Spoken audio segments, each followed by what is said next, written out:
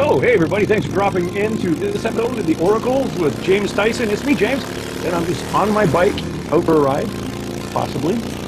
And it's kind of relevant because today I'm joined by a psychic and a medium.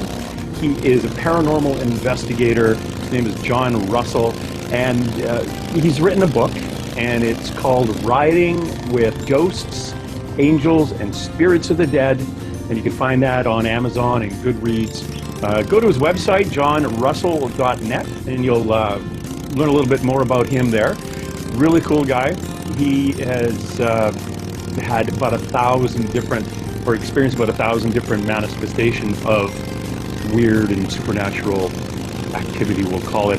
He's written a book that takes him on, thousands of miles of motorcycle rides through several really cool old haunted places and doing paranormal investigations. He is a psychic, and he does readings, does them on the phone out of his place in Florida, which is great because he can ride his motorcycle all year round, as opposed to me riding up here in the Pacific Northwest and only riding it for about 6 or 7 months of the year. But very, very cool guy. And a little bit more about him is he is a psychic reader, a certified tarot master, paranormal investigator, and now a published author.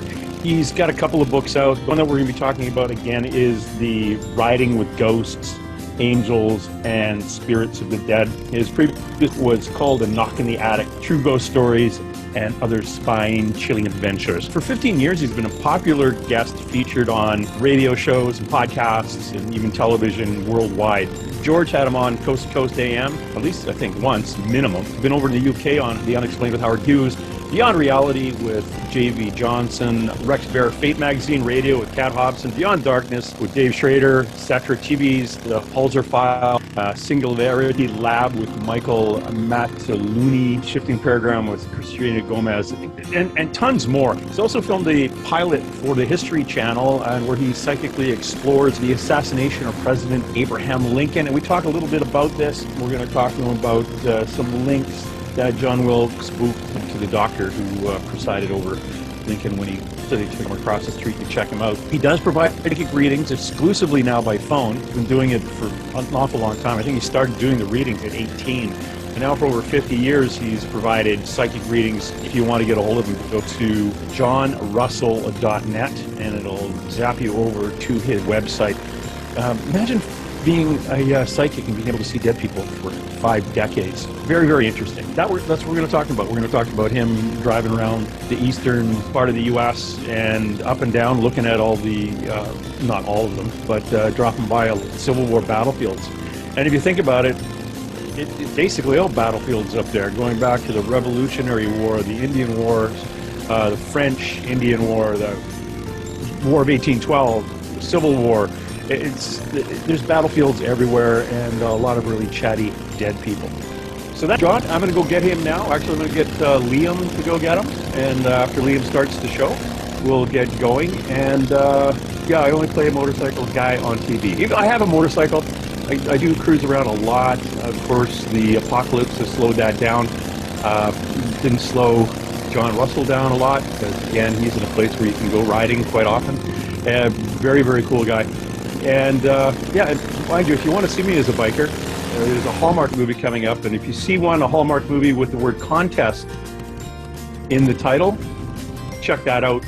It's me, and it had a turn.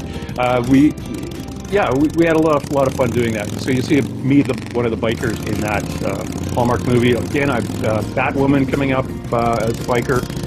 A whole bunch of bikery stuff. A lot of Netflix stuff that I'm not allowed to talk about. In fact, one I'm shooting tonight and tomorrow.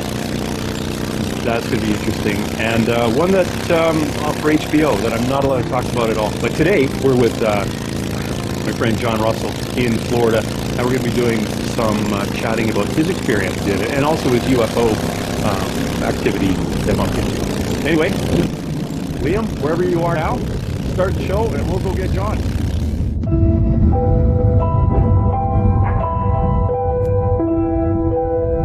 I see. You found our little hiding spot in the universe. Don't get too comfortable. This is a place where you will find those with an experience that's out of this world. or possibly deep within your life. I welcome you to the Oracles with James Tyson. Lean forward and listen. We will pull you into a supernatural journey with guests from around the world, each one experiencing some of the most extraordinary phenomena this wee planet has to offer. Now, here are the Oracles with James Tyson. Hey, thank you, Liam. And thank you guys for dropping by. And thank you, John Russell, for dropping in. How are you? I'm happy to be here. I appreciate it, James. Oh, and I appreciate you dropping by too. And I also appreciate that you and I both ride motorcycles. I'm overly jealous that you live in a state that is sunshine. Yeah. You can ride just about all year round here, and I put a lot of serious miles on that bike. How is it for clearing pythons? Is it okay for that and snakes? They haven't made it up our way yet, so no python jumping yet. Yet. But there's plenty of stinging, flying critters to go down your shirt and cause you all manner of grief. So I've experienced a lot of that. Yeah, I was riding yesterday, and I went through a hatch of those big flying ants, or the ants. Oh, yeah. I went through a whole hatch of them, and like for an hour, I was like getting them out of your beard. Yep. Yeah. I'm glad they don't bite. Yeah. I can imagine it'd be awkward driving through Australia because everything there will kill you. Yeah, exactly. Everything's flying, crawling, or swimming. I wouldn't. That's the only place I've ever seen that they come on the news and they announce that it's snake season. I'm not living in a place where it's snake season. Now, of course, I say that, and here in Florida, I've encountered more snakes since I've been here than I have in my entire life previously. And we have 6 venomous species, and then the rest, 40 some odd more, are non-venomous. But the ubiquitous black racer loves to try and get in your house or in your garage or whatever. And they're tweaky little snakes. They're real nervous. They're super fast. They get up 3-4 feet in length. And I've had them be so curious that they would come up on the back porch on the lanai and try and get in the house with me when I was going back in the house. They're standing right there by me. They are laying right there by me. They know I'm there. And I'm scooting them away with my foot. And they're like, no, you're going in, I'm going in. And they try and come in the house. I'm like, no, scooting them away with my foot.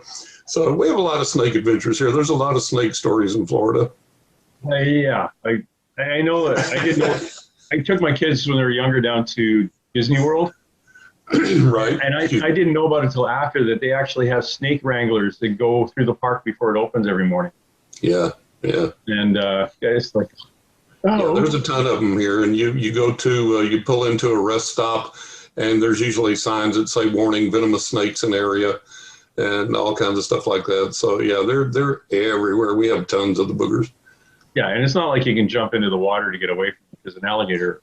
Exactly. I tell people, if there's a puddle of water here, there's a gator in it. And we had a friend of ours come from Colorado that's been friends with my wife since they were kids in school. And I told her, I said, now listen. I said, listen to me. When you come here, if there's a puddle of water, there's a gator of some size in it. And she goes, oh, yeah, more Texas BS, because she knew I was from Texas. And she was kind of hostile toward Texas. And I said, listen to me. So we picked her up at the airport, took her to her hotel, and at the Holiday Inn here in town, and the retention pond out front where they have a fountain and the fountain going in the pool, the retention pond. And there's a couple alligators, about a 4-footer and about a 6-footer, swimming around in circles in the retention pond in front of the hotel. And I said, listen to me, if there's a puddle of water here, there's a gator in it, or a snake, right? And we have a picture the sheriff's department took. We had a gator, about a 6-foot gator, in town, downtown, walking across the street using the crosswalk. So the sheriff's department came out, stopped the traffic, let the gator get across. And then, yeah, it's pretty wild here, but it's a lot of fun. I enjoy it. In this last big heat bubble we had temperatures that went up. Like we had a place not too far from here, had a record temperature. The high, it was 121 degrees. Wow. It's 90% destroyed down. There was a forest fire beside it, went right through the town, and knocked out 90% of the town. Wow. Anyway, what we were getting here were bears in the swimming pool. Yeah. So two of my friends living in two different chunks of this town or city where I live, they had bears come down and with cubs into their swimming. That was incredible. As long as they leave, and as long as they don't come eat you. Yeah, and they get off the grill for that. Like it's looking. So we'll get back into what we're talking about here. You're a psychic. How long have you been a psychic? Or when did I shouldn't say how long you've been a psychic, because I think we're all pretty much psychics from birth. Some get that blocked, religion, science. Exactly. And we all do have psychic abilities, but to varying degrees. And it's like somebody will practice and study piano for years and barely play chopsticks passably. And then somebody else will be the next Horowitz. So it's the same thing with psychic gifts and abilities. We do all have psychic gifts and abilities to a degree, but some are going to reach much higher levels than other people are, and we all plateau at some point. I became aware of mine when I was about 5 or 6 years old, and then at the age of 18, I started reading professionally. So that's 50 years ago now. Next year, I'll have been doing this professionally for 50 years, and it's been quite a ride. Yeah, and how did it first kind of come to you? Was there a aha moment? Like now, my listener knows that intuitive people are the ones that we wake up between 3 and 4:30 in the morning and see shadows. Right. Right. Is that kind of how you started? You'd be waking up and there'd be people in your room wanting to talk to you, or how did yours? Well, it was at night, and it was a defining moment. There was my parents had left a nightlight on in the hallway so that if I woke up at night and need to go to the bathroom or whatever, I could see. And I had my bedroom door open, and it was in the middle of the night, and I woke up all of a sudden absolutely wide awake. No grogginess, no drowsiness, nothing, just totally, completely wide awake. And I thought, well, this is really strange. And I kind of laid there and listened just for a second, wondering if it was some noise or something that woke me up. And I didn't hear anything, and I kept getting more alert and more alert. And so I raised up on my elbows in bed just to kind of look around the room. And as I looked out of my bedroom door down the hallway, in one of the hallway doors, there was this old black gentleman, this elderly black gentleman, peeking around the door frame at me. And I screamed bloody murder because we didn't have anybody black living with us, didn't have anybody living with us. And so I presumed an intruder had entered the home. So I'm screaming like a banshee.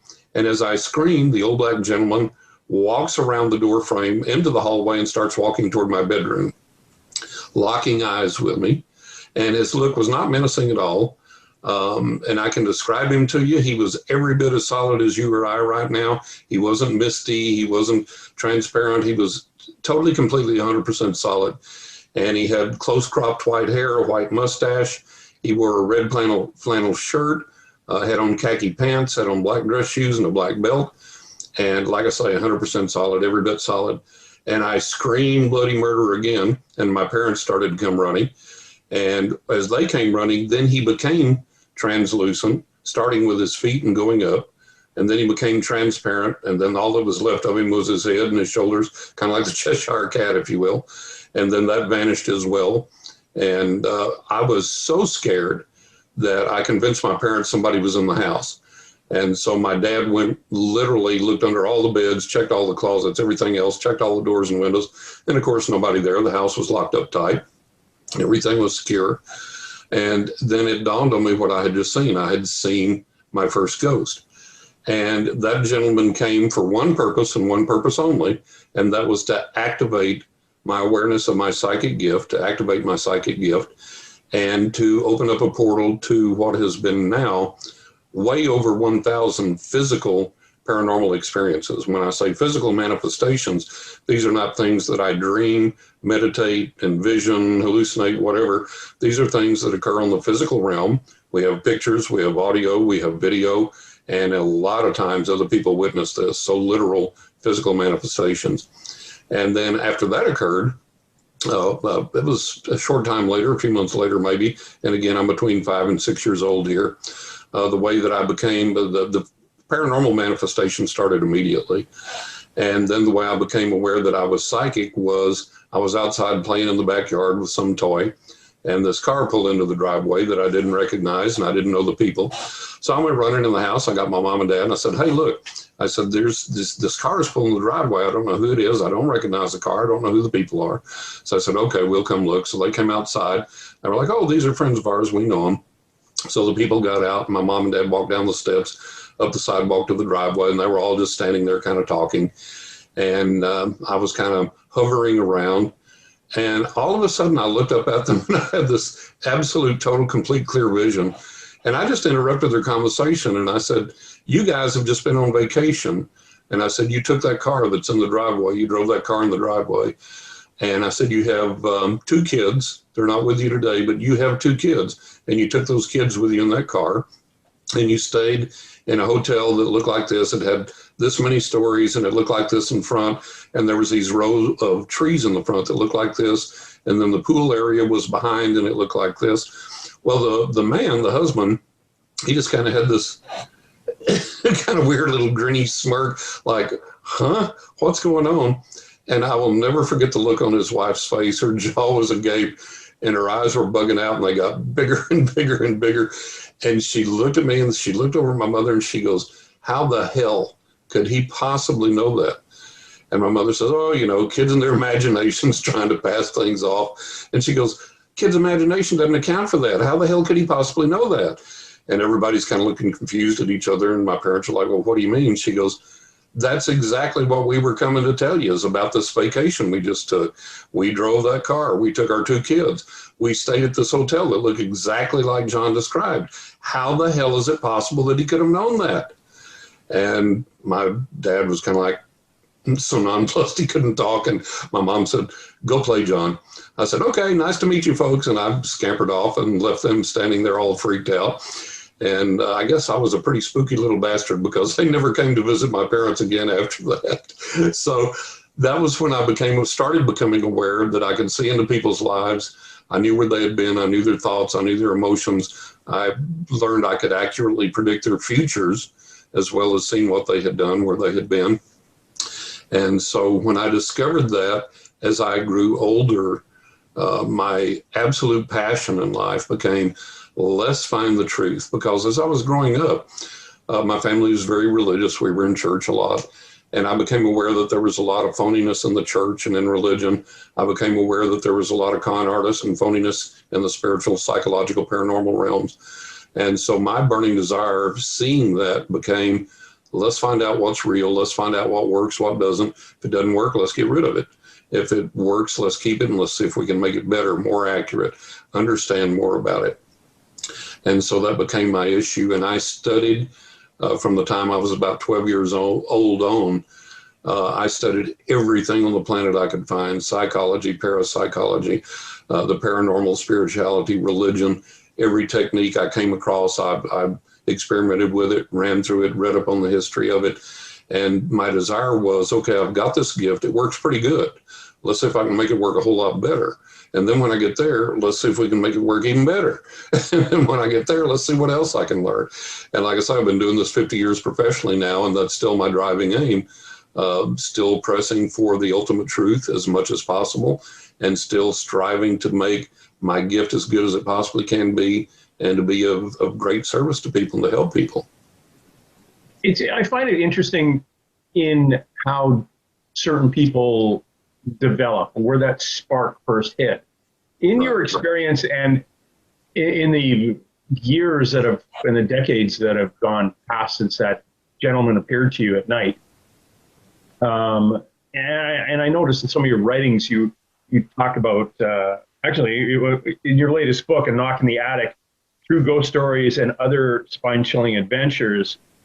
That title itself, it's nice and basic, but the one that kind of was really interesting when I read your title of your book, Riding with Ghosts, Angels, and the Spirits of the Dead.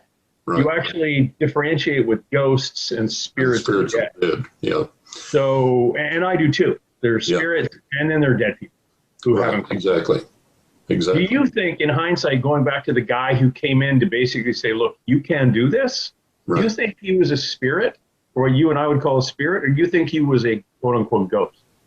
I think he was a spirit.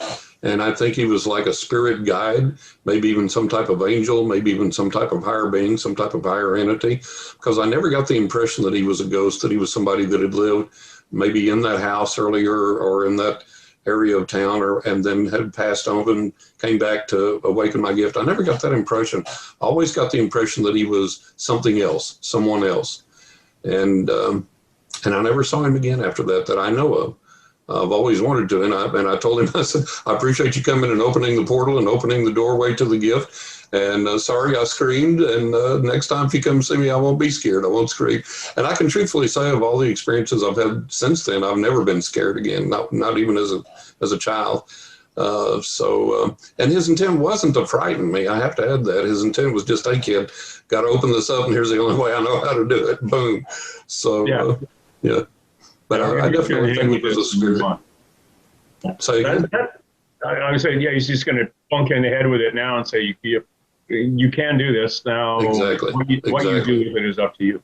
Right. When you first started doing readings professionally, the 18, were you using cards? I did. I've used a lot of different methods over the years. I've used Ouija boards. I've used crystal balls. I've used pendulums. I've used everything on the planet. I've always loved the tarot cards, and I loved them early on. I'm also a professional fine artist and a professional photographer. So being an artist, I love the imagery in the tarot, and I love the colors in the tarot and the variety in all of the decks. That appealed to me. But I also have a theory that the tarot, and there's argument on this, but I come down on the side that the tarot inherently has some paranormal or some psychic ability attached to it just by virtue of what it is. And that appealed to me. And I read about the archetypes, like Jung's archetypes, and how that related to the tarot. And then there was an organization at the time called Tarot International. And it wasn't a pay your money and get a certificate and now you're a tarot master thing. It was a school where you actually had to study. You had to pass written tests, and then you had to pass reading tests. So you had to get people that agreed to be impartial about your reading. You had to give them a complete reading. You had to write down what the cards were and how you interpreted them and why. And then you had to get the person to sign off on the reading as this was, 50% accurate, 75% accurate, 90% accurate, whatever. So the people had to actually give their input, and you had to submit several readings in addition to the test to get that certification. And I did. And that was a thrilling thing for me. It was like here was validation that you could study something in the paranormal in a serious way and get validation for that. And, have that as something that you could kind of hang your hat on. So I always have used tarot. I like it a lot. I still use it. I don't need it. I don't have to. A lot of times in readings, I'll lay the cards out and never look at them. And of course, if I'm out somewhere, like if somebody, approaches me, wants a reading or wants some input or whatever, I do that on the spot without anything because of my gift. I'm able to do that. And I did, 9 years straight of radio on several large radio stations where I was on sometimes weekly and then monthly on the other stations for 9 straight years. And on all of those stations, it was all call-ins for quick readings, 1, 2, 3 minutes over the air. And of course that you have to just do with your gift. You don't have time to lay out the cards or do anything like that. So I don't have to use them, but I like them. Yeah, I found that tarot cards for me, it didn't work as well because I never tried them. I got told I should just go right to oracle cards. Right. And then I got to oracle cards, and I was having a challenge with them. They were the Archangel Michael ones. There's a lot of visual on it, a lot of words. Right. And I was concentrating too much on the picture. Yeah. And I was blocking what I'm supposed to get. So I went to a different card, which is had a fractal, like just an image of color on it, with no words, nothing. And I found that's what worked with me, because my left brain was getting in the way, saying, no, concentrate on the card, and I was focused on the card and not what was coming. Yep, exactly. And now I'm off. Now I could look at somebody, and somebody will step in beside them. Yeah. And then I'll see different levels of different colors of energy on their right side, and the left side I'll see it's a family member. It's always a blood relation to them, Right. and they give me hand signals. Yeah. And that all developed over the card thing. But hey, I actually got into a couple of psychic timeouts because I wasn't trusting myself. Yeah. I would do a reading and phone a psychic, say, hey, I did this reading. Does that make sense? Did I do it right? Oh, yeah, you did it right. And I did that about 3 times. Yeah. And all of a sudden, couldn't read. Yeah. I asked one of my psychic teachers, and she said, oh, no, you got to shut down. You're in a timeout. Mm-hmm. So it was. Oh, You gotta trust yourself. You can't second guess yourself. And when you've read enough that you get, reliable feedback from people that the validation is there, the accuracy is there, and you learn you do that. You learn you can do that. That's what you hang your hat on. Then you don't second guess yourself. And there have been times over the years that there have been things that it's just like, okay, this is too far fetched if I say this. And it was always accurate. It was always right on the money. So you have to learn to trust that. And I remember 2 instances come to mind. This brand new client I got the impression of his mother.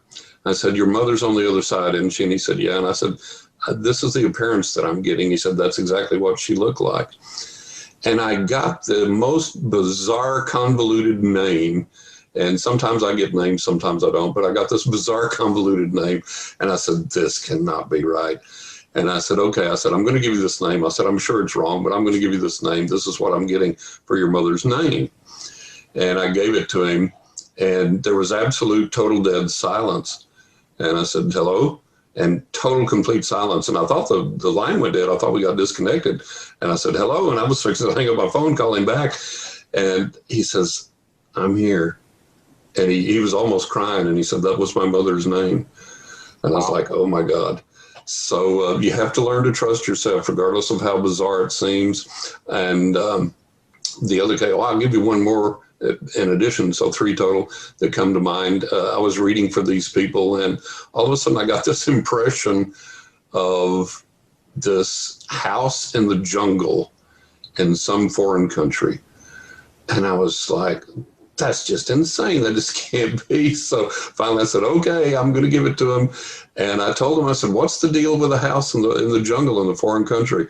Oh, we've just bought this house in wherever it was, Brazil or whatever, in the jungle. And we really love it. And we're going back and forth between there and here. And I was like, holy cow. So you have to learn to trust that process. And then some things the other side gives you, and you may not understand it completely. I remember I was using a tarot deck reading for a friend of mine over the phone, and she was dating this guy, and I was telling her about this guy, and this character came up in the cards, and he was wearing a helmet with horns on it in this particular deck. And I saw the description of him, the physical description in this card, and it matched, and she agreed that it matched. But I kept looking at these horns, and I couldn't make sense out of it. And I tried, and I tried, and I tried, and I couldn't get it. And finally I told her, I said, look, I got to ask you this. I said, I don't understand. I said, this particular deck, I said, this character is wearing a helmet with horns. And I said, but I look at the horns, and to me they look like teeth for some reason. And she laughed for about 30 seconds before she could get a hold of herself. She goes, the guy I'm dating's a dentist. It's like, okay, there you go. Now it makes sense. So sometimes you the other person gives you that bit of validation, and then for them it makes the reading even stronger. I used to have a live show, and I had every second Sunday was a show called Two Mediums and a Large, and I'd have 2 mediums. I love that title. And it was one of the ladies, a brilliant medium, and she's from Poland originally. And she had a fellow step through, and the caller was calling in from a place in Michigan, and he said, she describes this guy, and he says, I think it's my dad. And she says he's wearing a vest, and there's a square patch on his vest, and he's showing it, and he's very, very proud of the square patch on his vest. Right. And the guy's like, I don't know. And I said, well, what's this vest thing? And she said, oh my God, it's bugs. He's got a whole bunch of bugs on this vest. And the guy said, oh my gosh, yeah, it's my dad. He used to tie his own flies. There you go. It was a fly fishing vest. She had no idea about a fly fishing vest. Yep. But this guy was showing her, show him. Mm-hmm. It's me. I'm wearing my fly fishing vest. There you go. And then of course, and most likely from you. When the spirit shows that, it's the identifier. Right. So now your client who's getting the reading can go, that's my grandmother, that's my uncle, that's my cousin, whatever. And now the message comes. Yeah. So that's the identifier, and that kind of opens the door for things. Yeah, the evidential part, the evidential medium, the one that says, okay, I see your mother, whatever, sure you do. Yep, I see your mother, and she's wearing this, and she's holding up this, and okay, yeah, it's my mother. Okay, we'll move on. There you go. Yeah, but I've listened to mediums do that where they'll have a client and they're like telling them and they're describing everything, and it's like this is, and it's it's my mother, and yeah, she's holding baking, and she's and she's holding an umbrella. Yeah, it's my mother, and she's now standing in front of this, and she's like, hey, you identified the mother. Move on. Established it. Move on. Yeah, exactly. Okay, now what's the message? We don't have time for that. Thanks for calling in. We know your mother's there. Your mother's going. She had something to say, but we ran out of time. Yeah, exactly. Yeah. Exactly. Yeah. Do you still do your readings for people? Oh, absolutely. I still read for a worldwide clientele, and I have my readings nearly every day. I have podcast radio shows, and then working on a third book, so I'm staying plenty busy. And your website is johnrussell.net. Right. RUSSELL.net. Right. Yeah, you can go there, find out about me. I've got over 80 client testimonials there. I've got my credentials about me, my background, the ways to schedule a reading if you want to get a reading. I've got little graphics there about my books. They can click on the books, find out about my books more in detail, and links to purchase those. So they can get everything at johnrussell.net. Perfect. And there's some other little bits and pieces on there too about, actually, I watched a little video. So you can actually click on a video and it'll tell you a little fun, introduces himself and things. Right.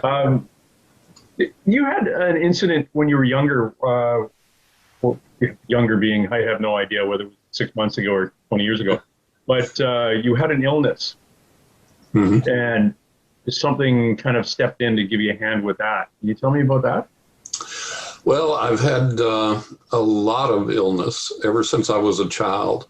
And like one of my specialists said one time, he said, John, you don't just get one or two things, you get a bunch of things, and they're all weird, bizarre stuff that we don't know how to treat, don't know how to do anything with or anything else. So the other side has kept me in as good a state of health as could be reasonably expected throughout all that time. And I've had guardian angels that have watched over me, kept me safe and sound. I have had spiritual healings that I have experienced directly from the spirit realm that have kept me alive, kept me going. So I've really been watched over and really been blessed a lot. And I've had a lot of physical intervention by my guardian angels over the years. You know, there's an argument. A lot of people will say, well, our guardian angels don't physically intervene. They just influence you or try and reach your intuition or whatever. And I disagree with that 100%. There's a lot of instances that are documented besides mine that demonstrate that guardian angels actually do physically intervene. One of the most dramatic for me when I was young was, like I said, I had all these severe health issues. And when I could, I would push it like crazy.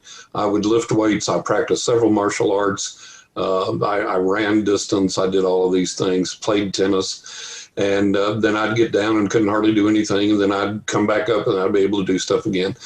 So I had been living in my own apartment. I'd moved back home when I was young after that. And the neighbor next door, the gentleman who had been really bright and built his own things, was a great woodworker and was a great chess player and all these things, developed dementia and just went nuts, just went out there.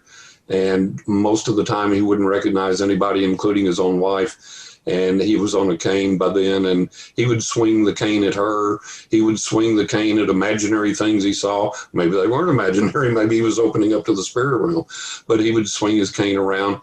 And oddly enough, I was the only person that could handle him. She would come and get me, and he would calm right down. We'd sit and talk, and I would come over and shave him.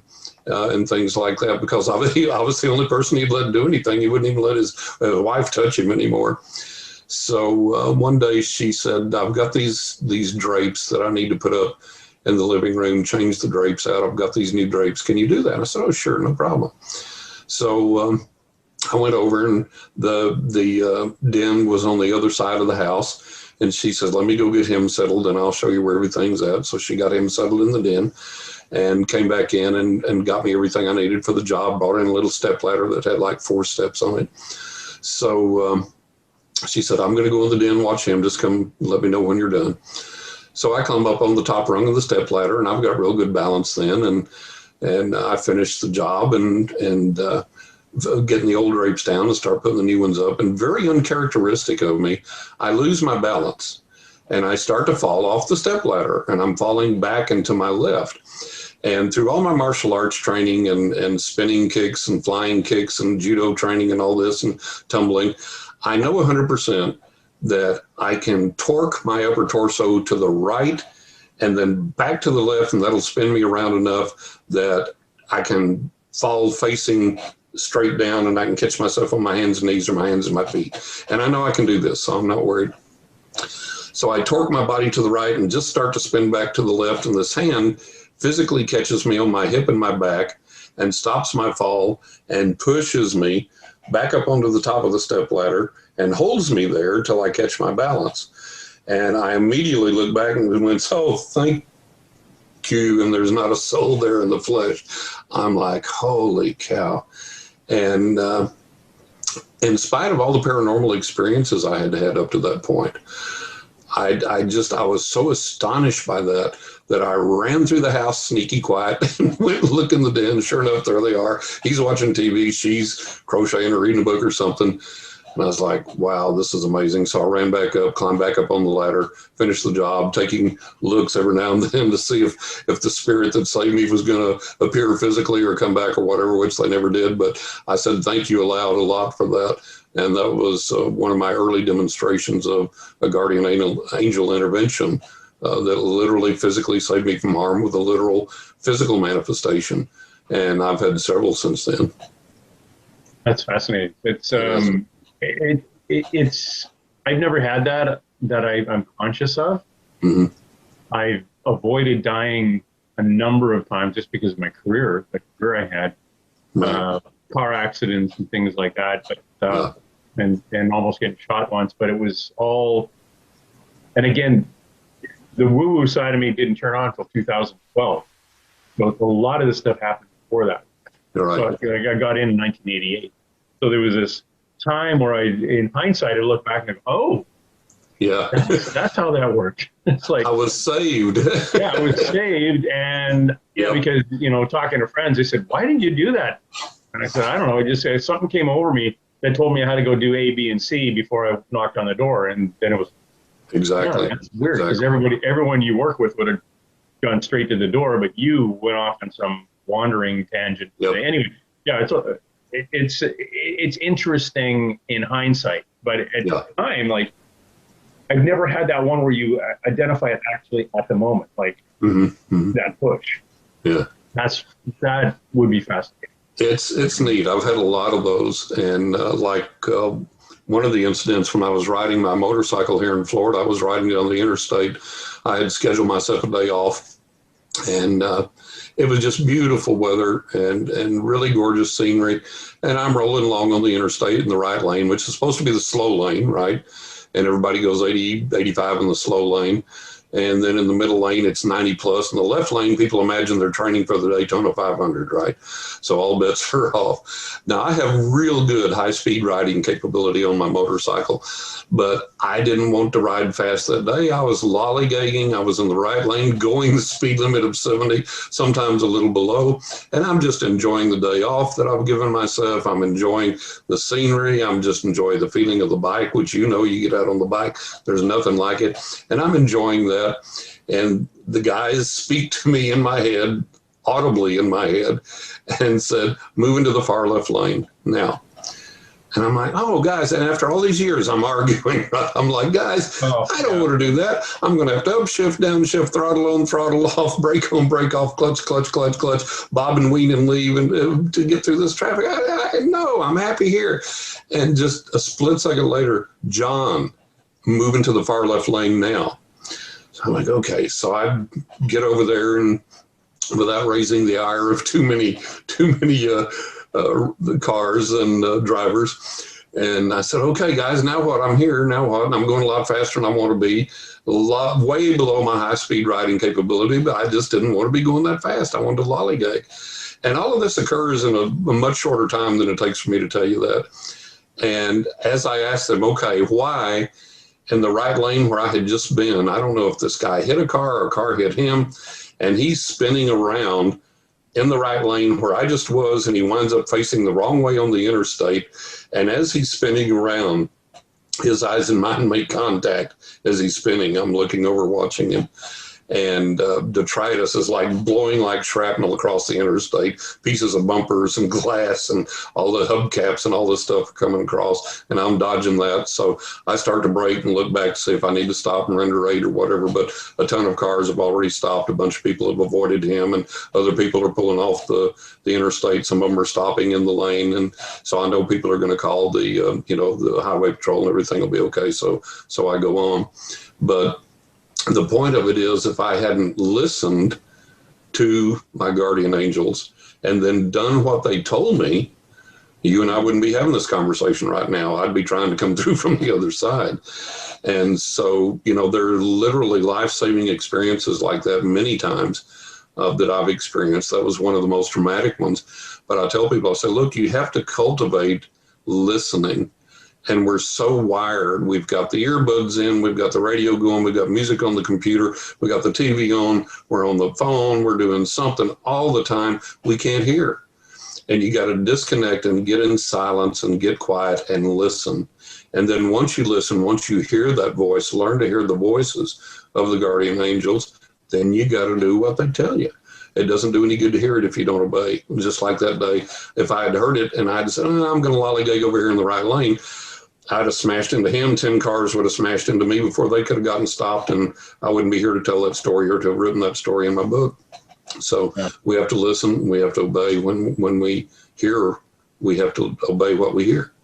I always expand those kind of incidents, like your incident, your path was to survive that day. Right.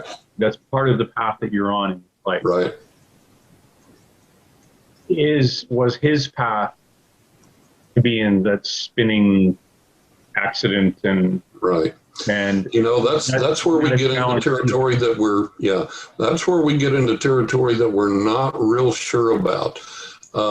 Maybe he was fated for that, and maybe he wasn't. Maybe he was getting this intuitive voice saying, hey man, slow down, back off, slow down, back off, and he didn't, and boom, as a result there that went. So we don't know. But it's a strong possibility either way. But I think more than likely, most of the time, people get that intuition or that warning voice or whatever and don't heed it. That they go against it or they ignore it, and that's when you get into trouble. Yeah. What's your belief system? If that gentleman, that wasn't in his path, but he ignored the warning and right. He passes away. What is your belief system in now what happens to him? Does he have to come back and repeat to get those that's where we go into something that I've never been able to hang my hat on, reincarnation and life lessons and coming back and things. I don't know where I stand on that, James. I really don't. And I've read a few, and I stress few, convincing or interesting, at least, incidents that seem to have pointed to knowledge of past lives that could have been verified, but that's very few and far between. That's good enough that you can actually hang your hat on. And what I do is just put it out there. If you are comfortable with that belief system and it makes sense to you, good. And if you're not, that's good. We don't have real solid proof either way. And we can bandy things about philosophically about that all day long and not come to a really good conclusion. Yeah. And so I kind of leave it out there and just say, okay, you know, whatever works. Yeah, those stories that you're probably referring to are like usually the Croatian kid who identified as murderer. Exactly. Yeah. That was, yeah, those are kind of fascinating. Your book, The Riding with Ghosts, Angels, and the Spirits of the Dead. So I can imagine you bopping across the U.S., Florida to Georgia, dropping in at all these really cool Civil War battlefields and poking around doing your paranormal stuff. Oh yeah. Can you tell me about your adventures doing that? Oh man, I had always wanted to go to a Civil War battlefield, and I never had been. And so here in Florida, we have the Olustee battlefield, and one of the major battles in the Civil War. So I scheduled myself a day off, and I said, man, I got to ride over there. I got to see what impressions I get, what goes on. And so I make the ride over there, and I've got the park to myself. It's like it's deserted, which is really great. I'm there really early in the morning.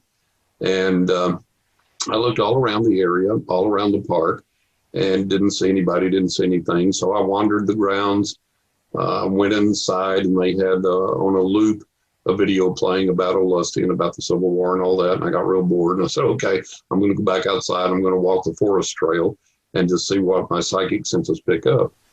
And after I went back outside, all of a sudden I heard this musket shot. And then I hear a cannon, and I'm like, oh, crap. I said, I've come on a day they're having a friggin' reenactment, and I hate reenactments. It's just me. That's just me. I don't like any kind of reenactments whatsoever. I just hate them. I just don't do them.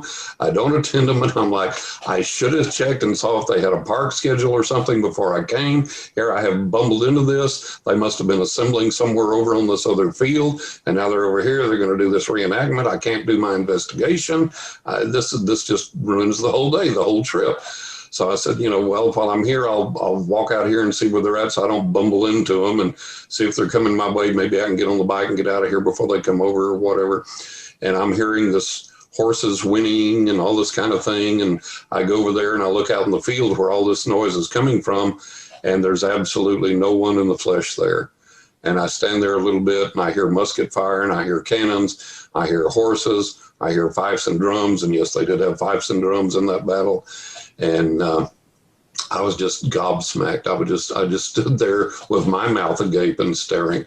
And after a little while, everything kind of softly faded out and came to a halt. And I was like, wow, thanks, guys. I have had the best reenactment that you could possibly have done by the spirits or by the record of the spirits that were actually there at the time. And so that was just astonishing to me, just amazing. And then after that, and I still had the state park to myself, I went out on the trails. And the thing that really impacted me psychically was that I could pick up on the battle as it occurred and on the mindset of the soldiers and even the animals, even the horses. And there was very little fear on either side, and very little fear even from the animals, from the horses. And the mindset was kind of like most of these people were plunging into this battle with a relish. It's like, let's. And it just amazed me. And I thought, here I am standing on the spot that somebody that was somebody's father or son or husband or whatever, brother, was literally shot and killed right here and died on this spot. And for what, And it just overwhelmed me. It was just such an amazing thing to realize and to get that energy from that place and to get that record of those spirits that were there and the authenticity of that battle and what they experienced and what they went through. And I thought, man, it disturbs me that we can look at each other as an enemy, Here we are, fellow Americans, and we look at each other as an enemy. And you take those same people that shot and killed each other, you take them out of that context, put them somewhere else, and they might have been the very best of dear friends, Yeah.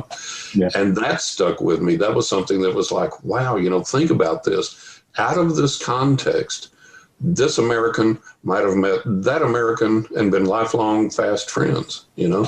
So that was an incredible thing to realize. And I thought, you know, look at the tragedy, the loss, the devastation. And then I had a thought come to me that I didn't even want to contemplate at the time. I just left the park, got back on my bike and left.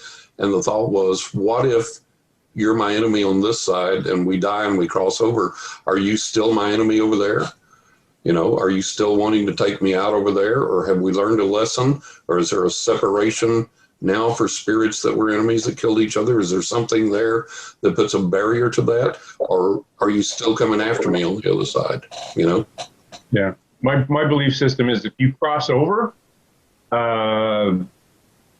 there's a couple of, you have to go through a few steps, and then you're just pure good after that. There's no enemies. But if you don't cross over, you could still be. And that's what, when I was on the battlefield at Gettysburg, which is kind of funny when you said you heard the cannon and the muskets.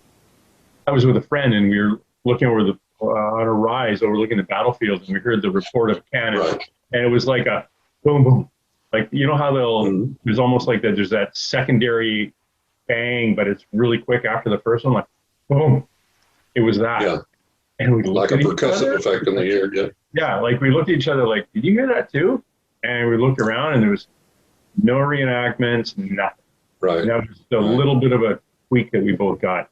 And, but we didn't hear, like, there's a fellow out there, Mark Nisbet, who was a parks guard, tour guide there, worked for the parks. He's written a number of books on it. He'd have people come up to him and say, "Oh, you have those reenactors over there? They're the most authentic ones I've ever seen." And he can be going, "Yeah, we don't have any reenactors out there." I was talking to this guy. His kid had the word Texas on. I thought, boy, it'd be nice to go back to the old hometown, just see everything. And it hit me like a ton of bricks. It was like, what if some of these hauntings are nothing but spirits on the other side with nostalgia? You die, you're on the other side, you've been there for a while, and you think, you know, I wonder what the old house looks like now.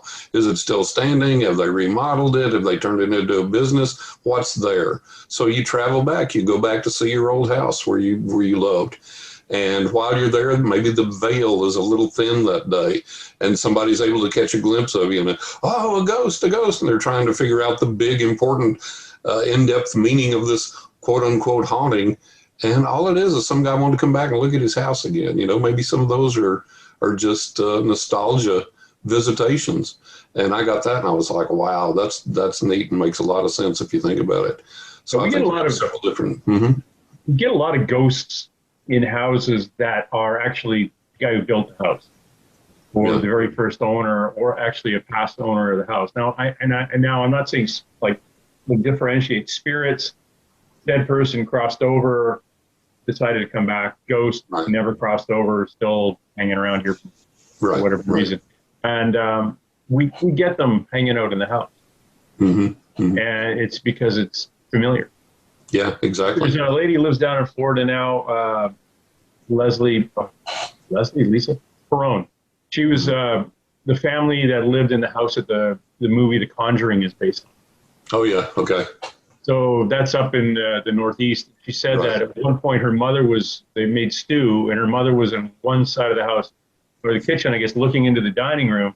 And when she looked into the dining room at the table, there were people from the 1700s sitting around the table. Excellent. Eating stew. Right. And there was a fellow standing beside, there was a gentleman at the head of the table. There was a young man standing beside him, and they both were kind of talking, and the gentleman at the head of the table looked into the kitchen and made eye contact with her mom. And the mom was making eye contact with him, and it's like, he can see me, and it's like, he's looking at her going, she can see me? There's a weird lady in the kitchen. So it's like, you know, the joke was, well, did the stew bring them back? Was the comfort and the whole thing did they actually come back because it's their house? They were the original 1700s people in the house.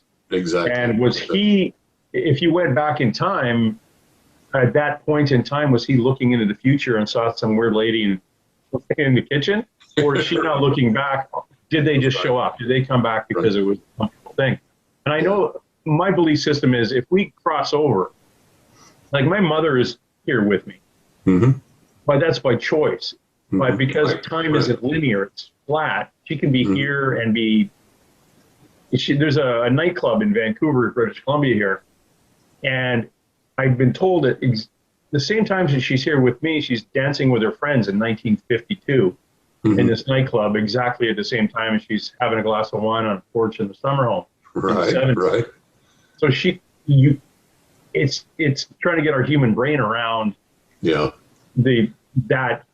being, that energy after death. Now the possibilities on the other side, yeah. The ghosts themselves, they're kind of like, oh crap, where do I go? And they'll follow it, and you have them follow you home because you have that light coming out of the top of your head. Sure. And they're low vibration, and they all want to hang out with you. So again, that's the shadows in the bedroom and stuff, and the veil thinning at a certain time of night. Well, what is your understanding of, like, you were mentioning the veil, the thinning of the veil and the thickness of the veil. What does that mean to you? What is the veil to you?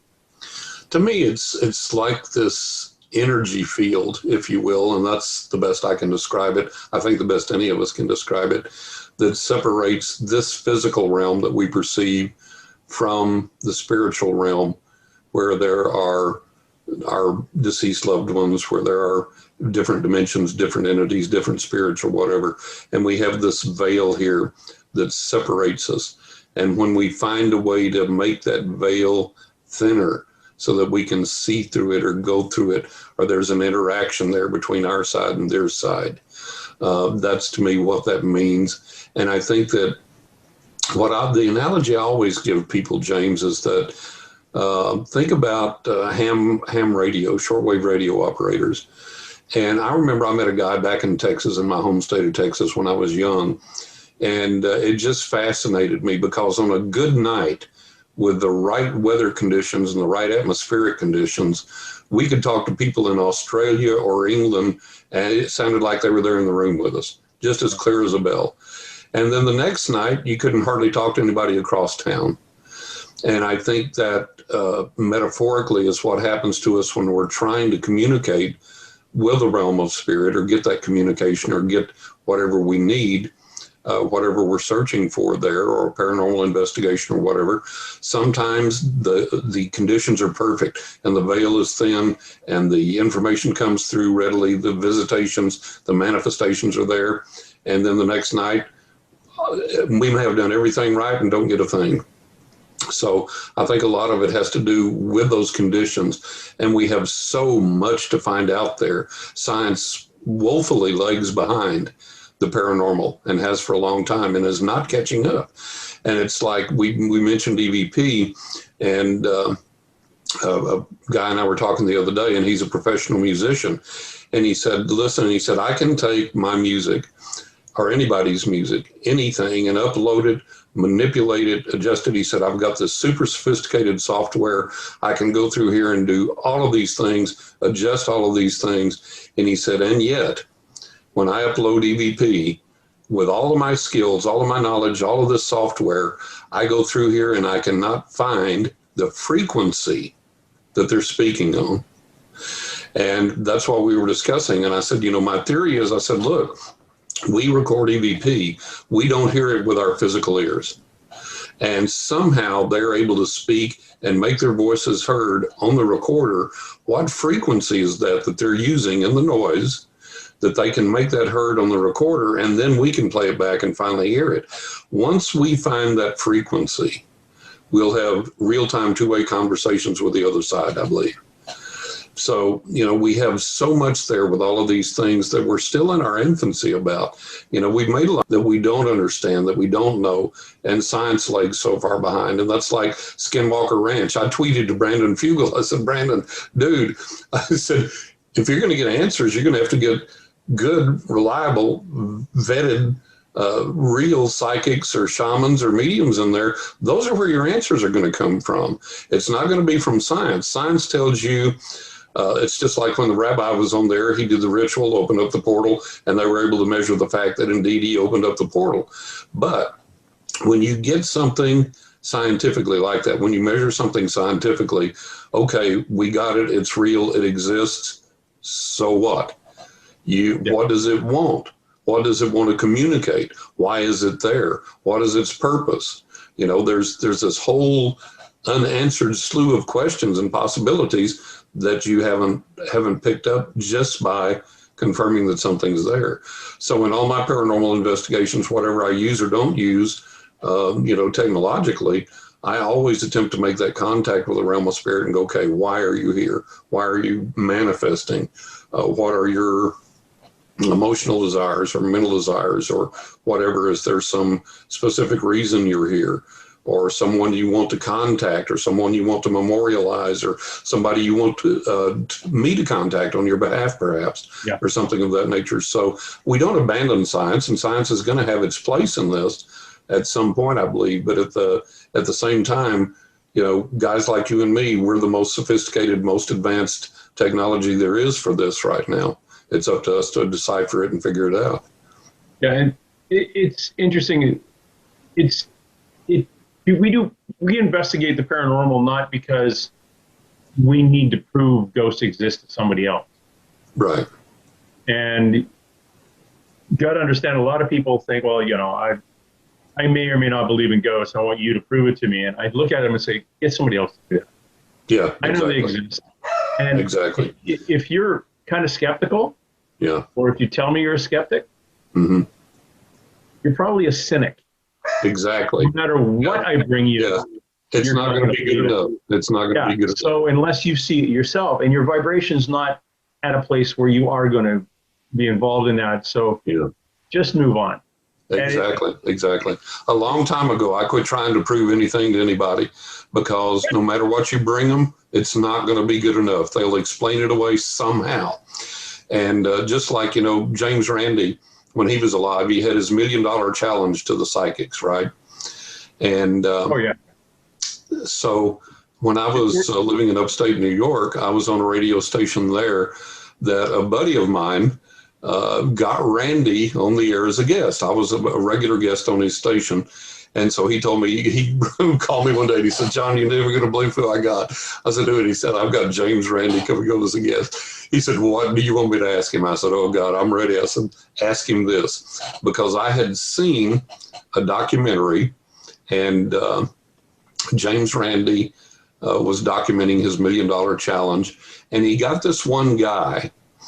And Randy bought him an object, and he said the guy has no way of knowing where this came from. A friend bought it from overseas, and da-da-da-da-da. So let's see what the guy can do. So the guy held the object, and he told Randy, he said, this was a gift from a good friend of yours. It came from overseas. He described the locale, and he went on to describe several things that Randy agreed were 100% accurate. Okay. And then the guy said something that Randy totally misinterpreted and skewed to his favor. The guy said, this friend of yours, he said, I see something around his neck. It's not like a clerical collar, but it's almost like it reminds me of a Nehru jacket. And he didn't say that it was a Nehru jacket. He didn't say it was a clerical collar. He just said it reminded him of that because there's something around his neck here that's significant. And Randy said, nope. And what it was his friend wore turtlenecks a lot. So there was something around his neck. There was a collar there, and that's what the guy was picking up. And he didn't say it was a Nehru jacket, didn't say it was a clerical collar. He said there's something about his neck that reminds me of that. There's something around his neck. And this guy wore turtlenecks a lot. So he had hit like 5, 6, 7 things right, hits that, Randy calls it a miss, and then says, everything's wrong. This is Randy's reasoning. If one thing's wrong, everything's wrong. So I told my friend, I said, when you have him on the air, remind him of that and ask him about that and say, hey, how can you admit that this guy is getting information accurately that you're validating, that you yourself admit there is no way on the planet this guy could know, and then boom, you throw it all out over one of your misinterpretations. Yeah. So he said, okay, I'll ask him. So he got him on the air and asked him, and I was busy and didn't get to listen to the show. So we talked afterward, and he said, so I asked him, I said, what did he say? And he said, that was our agreement in advance. If one thing's wrong, everything's wrong. So I thought, man, I would never go into that. And how can you possibly win? Yeah, you can't. puts $1 million. He's not going to lose $1 million. He's going to figure. No. He's got to have an out. He'll figure it out. However, he has to do it. Yep. So that's real frustrating when you see those things. And like you say, some people, no matter what you bring them, it's never going to be enough. They're never going to admit to it. They're never going to own up to it. So, you know, I'm like you. I quit trying to make believers out of people a long time ago. And I just, you know, I do what I do for my clients' sake and for my own spiritual growth and advancement. And I quit trying to prove anything to anybody a long time ago. It was real funny. For all of my health issues, I've been able to heal people, which is really crazy. And you get off into all kinds of theories there, none of which satisfy me, one of which is probably, you know, the wounded healer, you know, the guy that's ill, but he can heal and all that. So nothing's ever satisfied me. But anyways, these friends of mine found that I could transmit this healing energy, and you feel it.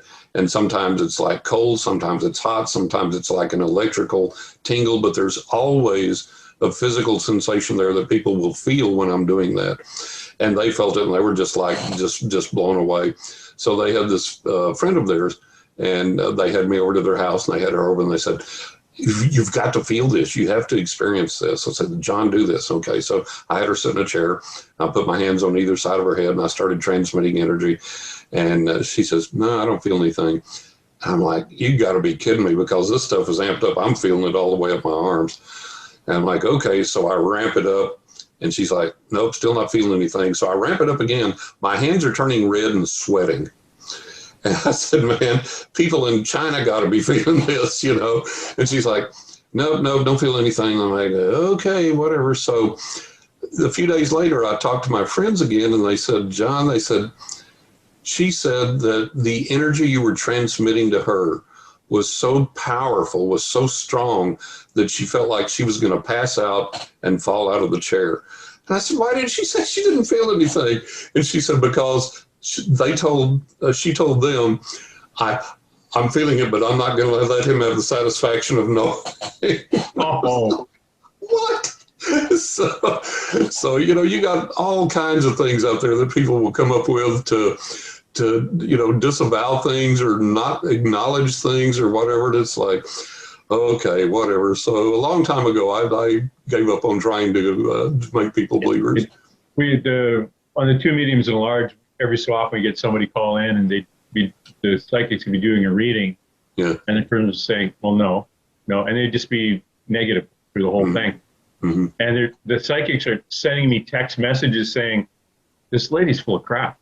Yeah. It's like, no, this is what's going on. In fact, her guides are really pissed at her right now. And you may as well just, and one of the psychics, Joanna, says, like, I'm done. It's like she's texting me saying, I'm done.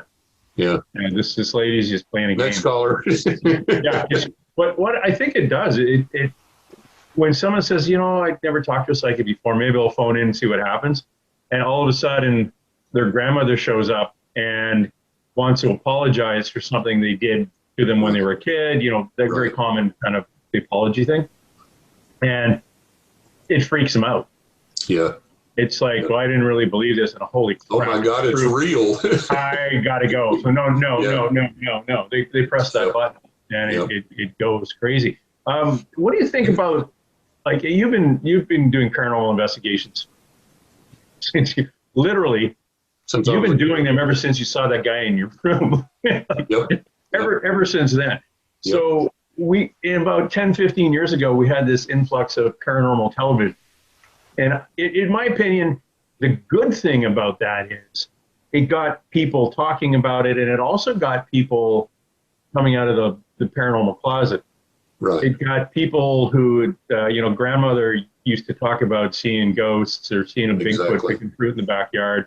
So we never listened to Granny. We just kind of keep her in the corner. Now everyone runs over and wants to get Granny's story. Talk to Granny, yeah. So it's actually opened the idea up, and it's helping us revisit a lot of things. Unfortunately, every small group, whoever wanted a TV show, you could go out and buy some gear and then want to have a TV show.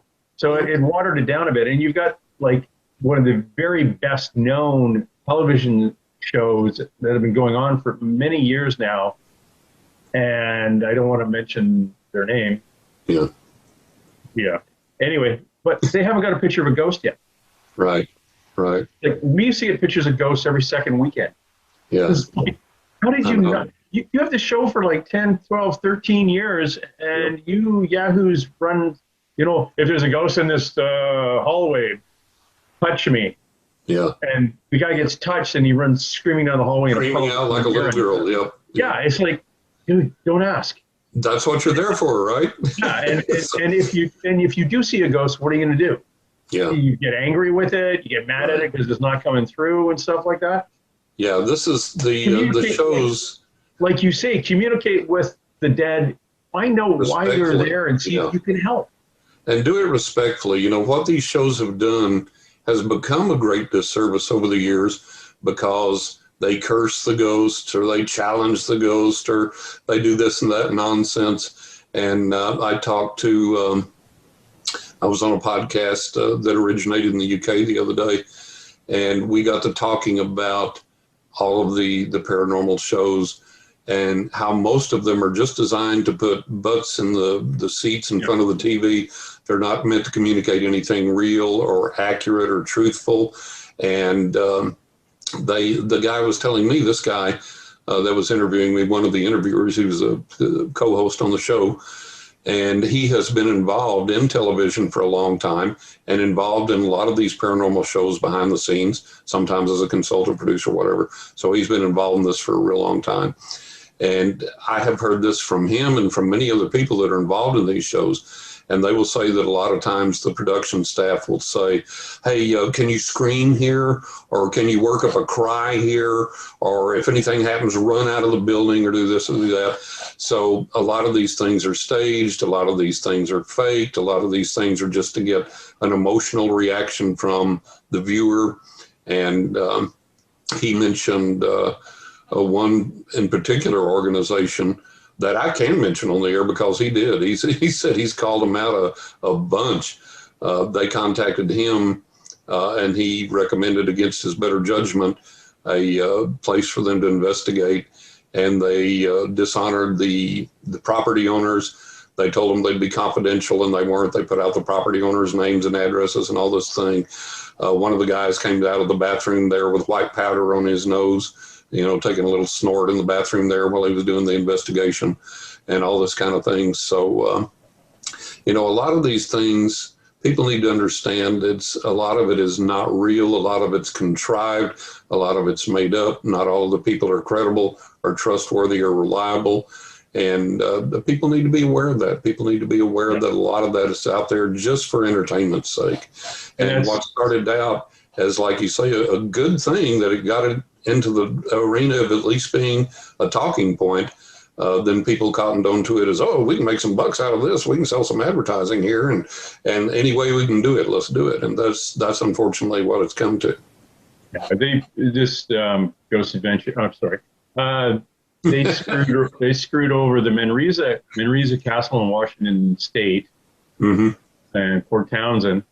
My friend David Oman has the Oman House down the 300 feet away from where the Manson murders were. Right. And the Birdcage in Tombstone, Arizona.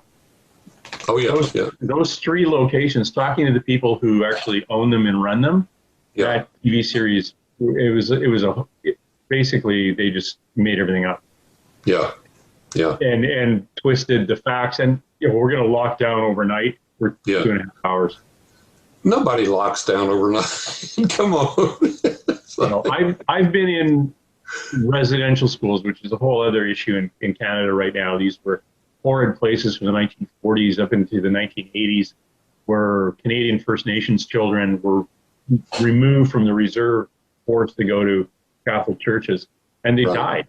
There's one here in Saskatchewan. They found graves, or believed graves of 700 and some children and probably adults buried on the school grounds. And one not too far from here, about 3.5 hours away, was 215 graves identified. Oh, yeah. And they're kids. Like, we go into those places, but we're there for 6-7 hours. Right. And because the properties are so big. Yeah. But you probably never go to a local residence. Or I think 3 hours or max. Yeah. And we'll get something. And then the whole idea is is trying to get an intercommunication, because the client has called you in because, you know, they see a lady in a blue dress on the top of the stairs. Exactly. And you go in to try to communicate with the lady. And over time, like if you go back 10, 15 years ago, these guys are going into paranormal investigations on TV. A bunch of guys, most of them I would say were empaths and intuitive, but they weren't bringing a certified, somebody who was a legit. Right.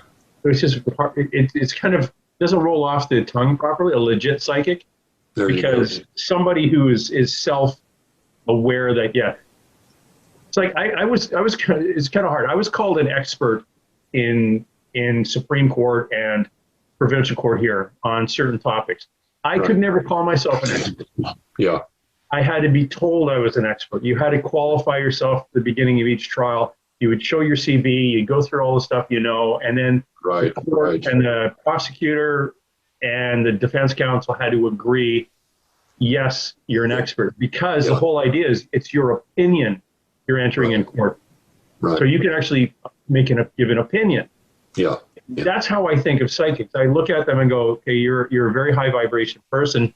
And what you're telling me, yeah, you're a psychic. Yeah. Yeah. So, you know, I can call myself psychic. I'd rather call myself intuitive. You, on the other hand, you're up about 20 more notches than me. So I can look at you and go, yeah, you're psychic. Yeah. You're definitely psychic. But there's people walk around and they say, no, I am the psychic. Right. Like, no, let me find out. Let me again, like, do the test. There's no such thing as the psychic. You know, I've done this professionally for 50 years. I've had thousands of clients. I've worked for clients in over 40 countries. And I've had thousands of clients, and I've had over 1,000 paranormal experiences, physical manifestations. And I haven't scratched the surface. I'm not an expert. I'm not a master. I'm still learning. I have a lot left to learn and a long way to go. You know, and nobody becomes a master. Nobody becomes an expert. Nobody learns it all, knows it all, or anything. It's just, I have a lot of experience, and that's given me a pretty good foundation, but there's still a lot to go. It's those 1,000 people saying, John's a psychic. Yeah, exactly. That's what makes you a psychic. That's it. That's it. Yeah. Because otherwise, unless you get that validation, that feedback that says, you know, yeah, this happened, this was accurate, this was true. Like I was on Coast to Coast the other night, my third appearance on Coast to Coast, and this guy called in right toward the end of the show, and he said, I had a reading with John, and he said, I just have to tell you on the air, he said, everything he predicted happened, everything came true.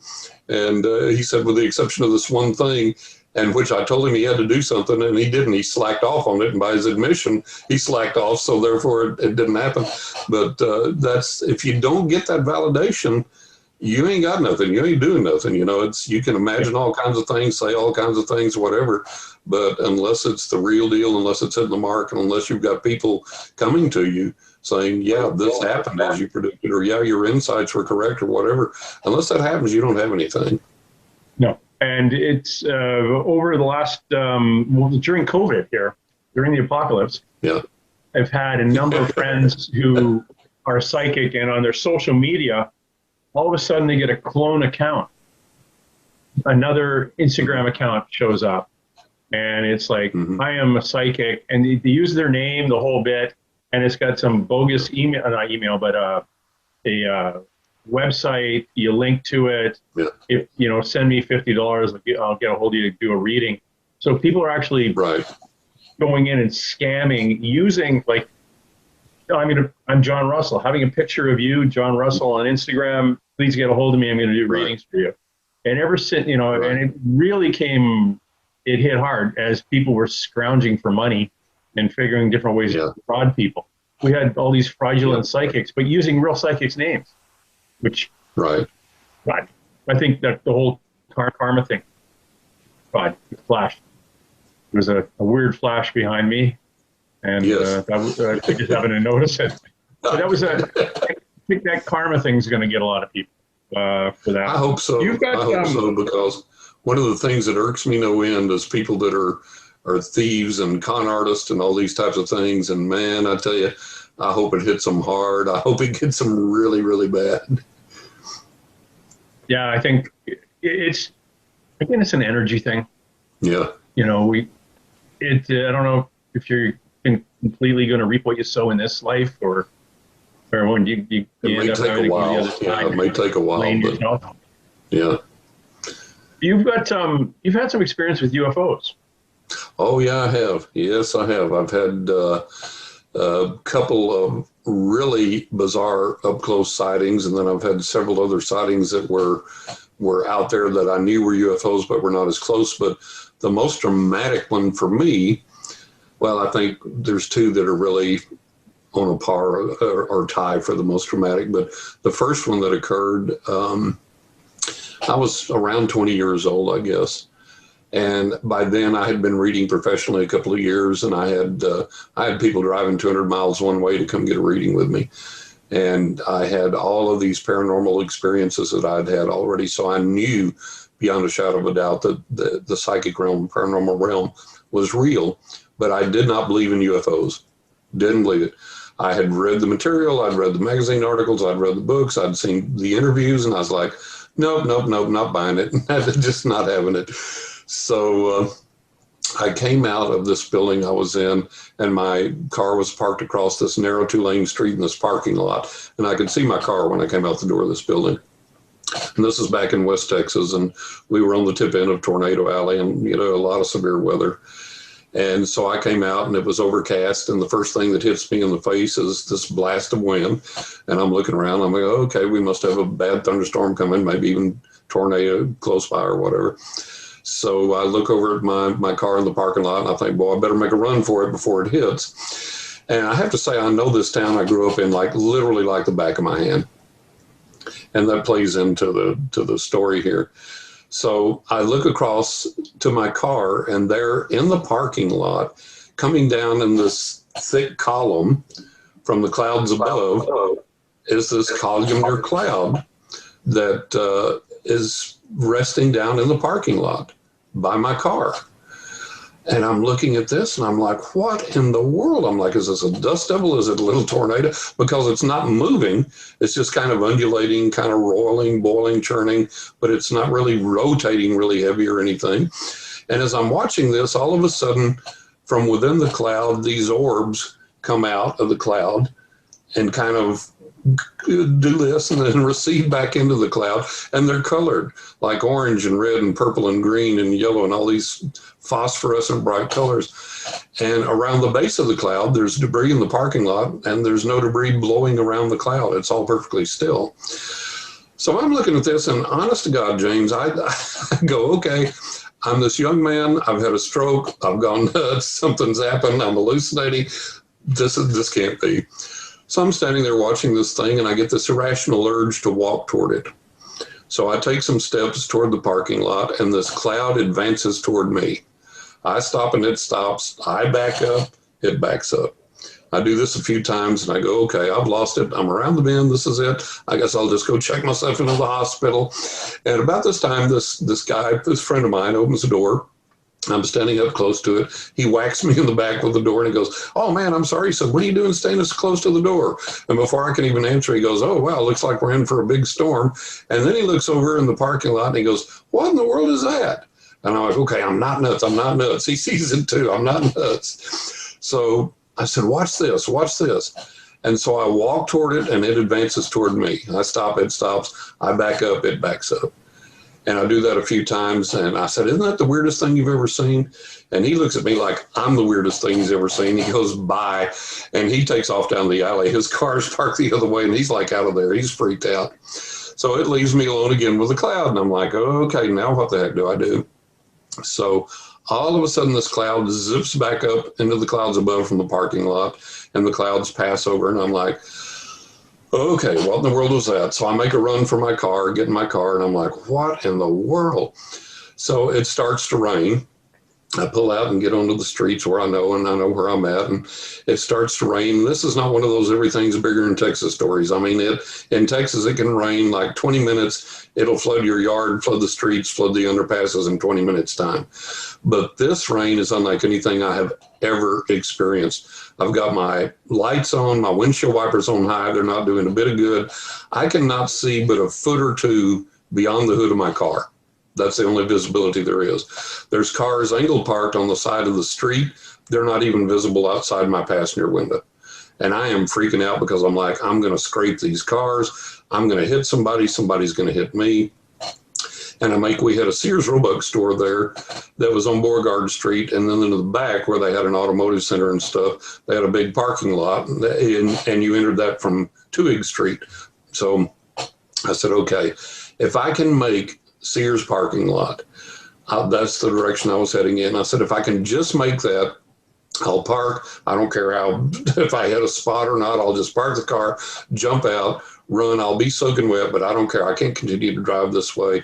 I'll go down in Sears basement. They had one of the best sporting goods departments on the planet. I said, I'll go down there and look at the sporting goods, the store on past, and then I'll drive home. So I'm creeping along and I see this little glow up through the rain, and it's the stoplight. And then my headlights pick up this car that's in front of me, stopped at the light, and I nearly hit him. I managed to get stopped. These lights flare up in my rearview mirror. This guy behind me nearly hits me. And I'm like, my God, how are we going to continue like this? We can't see nothing. We can't drive. And so we poke around the corner, and we're going like a mile or two an hour, literally. I mean, you can't see. I can barely see the car in front of me. It's my headlights are barely picking it up. And I'm still trying to lean over. I've got a bench seat in the car, and I'm holding on the steering wheel, and I'm leaning over, trying to see these cars that are angle parked so I don't hit them. And with the rain coming down that hard, James, now there's no more rain. That quick. Doesn't slack off. There's no drizzle. There's no mist hitting the windshield. It's just 1 second it's raining that hard. The next second it's not. And full visibility is returned. It's still overcast, but I can look down the street all the way in front of me, look behind me, look out to the sides. Everything's got clear visibility. And I'm like, what in God's name? So I'm close enough to the Sears parking lot, I can see it. And I think, well, no need to go in now because everything's stopped, so what the heck? And all of a sudden, people that are coming in the opposite lane to where we are swerving over and almost hitting cars in our lane. And people are honking, and there's people that are all of a sudden rolling down their windows, pointing up at the sky. People are jumping out of their cars onto the street, pointing up at the sky. And I'm like, what in God's name? And I look, and right over the corner of the Sears building, about 30 to 50 feet in diameter, is this silver metallic disc sitting there hovering over the Sears building, about 30 to 50 feet above the Sears building. No smoke, no flames, no sound, no nothing. And just sitting there hovering. And I literally did a cartoon eye rub. I'm like, no. And I look back up, and it's still there. And I'm like, my God. And all these people have seen it before I did. That's what they were pointing at. And that's why people were honking and all of this. So I sit there and I think, well, I'll get out of the car and I'll look too. And I reach for my door handle, and the UFO just barely perceptibly just slightly moved, just a tiny little bit. And as it did, the clouds came from behind it really fast, rushed over it, covered it over. And the second that the clouds covered it over, the rain was instantly back in full force, just like it was before. So I pull into, I shadow this guy in front of me. I said, I don't know where he's going, but I'm gonna follow this guy because I'm still not believing my eyes. And he pulls into the Sears parking lot. I'm like, hot dog. So I said, I don't care if I hit this guy. I don't care if I hit something else. My insurance will cover it. I'm going to talk to this guy. So he stops. I'm right beside him. I see his dome light come on. He runs for the Sears building. I jump out, and the rain's coming down so hard it hurts. I'm shielding my eyes while I'm running. And he gets to the Sears building, and there was a vestibule there, an airlock where you stop, and there was a mat to wipe your feet off, and then another set of double doors where you went into the store. So he's standing there just staring down at the mat. And I came in, I walked around in front of him, and he wore glasses. I didn't back then. And his glasses were beaded with water. He was dripping water. Hadn't even bothered to take his glasses off or clean them or anything. And he's just staring down at the floor. And it takes a little bit before he recognizes I'm there. And he looks up at me, and I said, man, did you just see what I just saw? And he looked at me, and he says, yeah, but I damn sure ain't going to tell nobody. And he sidestepped me, and he walked on through the store. You know, and back then you just didn't talk about it. You know, you got fired, you got made fun of, whatever. But that was my first UFO experiences. And then I had to change denominations. I had to change religions. I had to become a believer because there it was in the flesh, in daylight, in the presence of witnesses. And bam. So that was the first one. And I didn't make the mistake of jumping on the bandwagon that, okay, now I know what they are. I still don't know who these are. Our investigators don't either. The government dropped the UFO report, which, by the way, is not as disappointing as people think. There's some real nuggets in there if you look really closely. We still don't know who or what they are. At least the general public doesn't. My suspicion is that deep government does know exactly who and what it is. They're not ours. I'm convinced of that, but I don't know whose or what they are. And so I never have wanted to litter up the paranormal landscape with my opinion when it's just that, just opinion. I know they're real. I believe they're extraterrestrial. And that's as far as I've gotten with it. As far as my attempts at any type of communication or anything hasn't been met with any receptivity from that genre yet. Although I did have another sighting where I was able to telepathically and verbally communicate with a UFO, and it responded to what I asked it to do if it heard me, which was pretty freaky. Yeah. Yeah, I loved, ever since I was a kid, I've loved to sit outside. I've always been an outdoorsman, always been out in nature, and always loved the night sky. And so here at our home in Florida, I sit out at night and we have this beautiful view, and it was a clear night, beautiful stars out, and Venus was out over here really bright. And from that direction, something caught my eye, and I looked at it, and we're near an airport. We have a lot of little planes flying around close. And so at first I thought, well, it must be a plane. And I looked, and it's this glowing orange orb. And no sound, no flashing lights or anything. And I'm watching it, and it gets closer and closer, comes around in front of me. And I'm looking up at this thing, and I was like, oh my God, that's a UFO. No. It was dust. No, it was night, full night. No, I'm kidding. Oh, dust, yeah. So I'm looking at this thing, and I said, my God, it's a UFO. And I stood up, and psychically and verbally, I said, if you can hear me, stop and reverse course slightly. And James, the damn thing stopped and reversed course slightly. And I was like, holy cow. And then from where it was way down here at my level, it zipped up in less than a second's time to the level of where the big airliners are flying overhead, and hovered there for a little bit. No noise, no flame, no smoke, no sonic boom, nothing. And then in less than a second's time, it went from that level up into the stars, and just kind of wandered around there a little bit. Just, I could still see it just kind of wandering and moving around like this a little bit. And then it shot off into the heavens. And I, to this day, I'm still so gobsmacked. Every time I relive that, it just blows my mind. And no communication other than the fact that it gave evidence that it did hear me and it did respond to me. And again, I don't know. I did a UFO tour in Sedona, Arizona, with lady takes you out and gives you military night vision, describes that this is what a satellite looks like. They don't travel in groups. It's a commercial aircraft, military aircraft have this strobe on it. They also give us handheld laser pointers. Yeah. So you get these things coming over, and you hit them 3 times, the laser pointer stop, hit them 3 times, the laser pointer stop, and they get 10 times brighter, and they'll stop. Like they're traveling along, they'll stop in midair, get 10 times brighter, and then get back down again. Wow. Like, I shouldn't have done that. I just froze. So that was like basically our communication with them. But we saw groups of 2 or 3 of them, and it was amazing. Oh, and remember I said there was a lady in Florida was connected to the Conjuring. That's Andrea Perone. I think I said last. So sorry, Andrea. That was my first little introduction to UFOs. Now I have a little sonics monocular camera night vision that I go out on my deck, and I've been filming quite a few of them around here. Yeah. On clear nights, they're traveling in 2s and 3s and things. Have you got any kind of psychic communication or any information or anything from them? I never have. No, and I've been told by psychics that's not for me. Yeah. That's not something that I'm going to. I got nothing to do with stuff like that. My friend, who's the psychic skater Wellhouse, who we clear people's houses, she's in Washington State, and she does it remotely. She has contact. She does regression, hypnotic regression. Oh yeah. In people who have lost like 10 hours, and and she kind of fills in the spaces for them, which is fascinating, absolutely fascinating.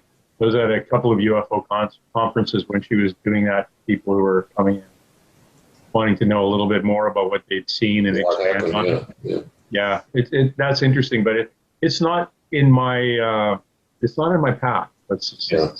Not in your wheelhouse. I have been, the only weird things that I have actually seen is that if I was looking at somebody, and this happened in 2019 in Los Angeles at a UFO event, where as I was saying, I could look at somebody and like a relative comes beside them. Right. And so I'm looking at this person comes in. This lady was either from Mexico, Central America.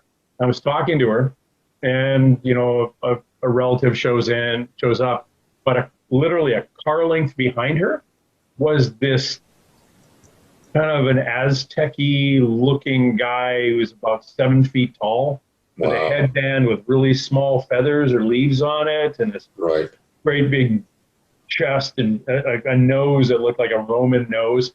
And I'm looking, and it's, I don't see them like I see a solid person. If you picture somebody you went to high school with in your head, that's how I see them. I see them basically from the thighs up. Gotcha. And it's just, I know that they're there. It's not like I can see them. I just know I can describe them. And I'm looking at this thing and I'm not saying anything.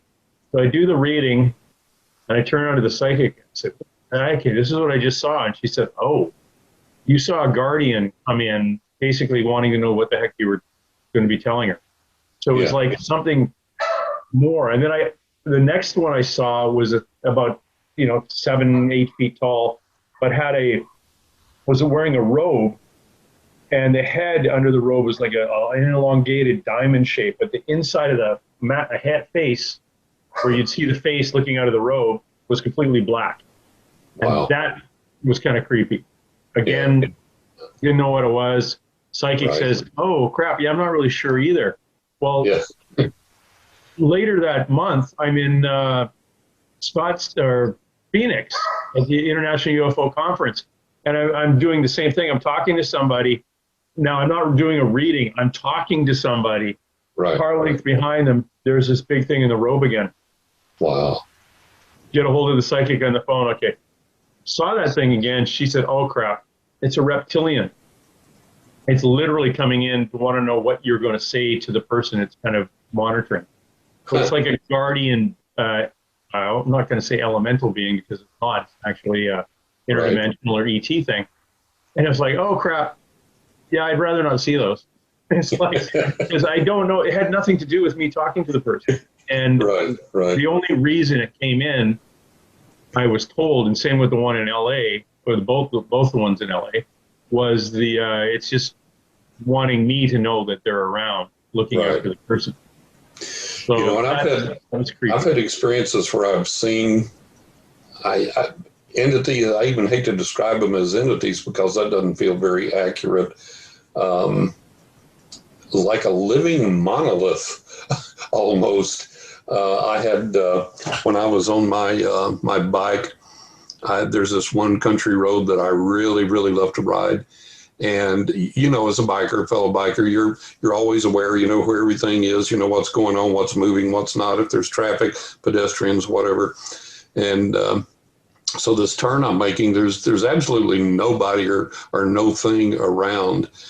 And when I turned, I always habitually look back in my rearview mirror. And as I did, there was this 8 foot tall, like a monolith, but it wasn't a monolith. I mean, it was like it had body features, but it was like just tall and rectangular and solid black. And it was definitely intelligent. It was definitely some type of entity. And I saw it and I was like, oh my God, I got to turn around and go back and see if I can communicate with this or see if it's still there. And then all of a sudden, all this traffic starts coming the other way so that I can't make my turnaround. So I didn't get to go back. But it was definitely something that I had never encountered before. And I got the distinct impression that it was there to say, hey, we're watching you. We're watching out for you. We're keeping track of you.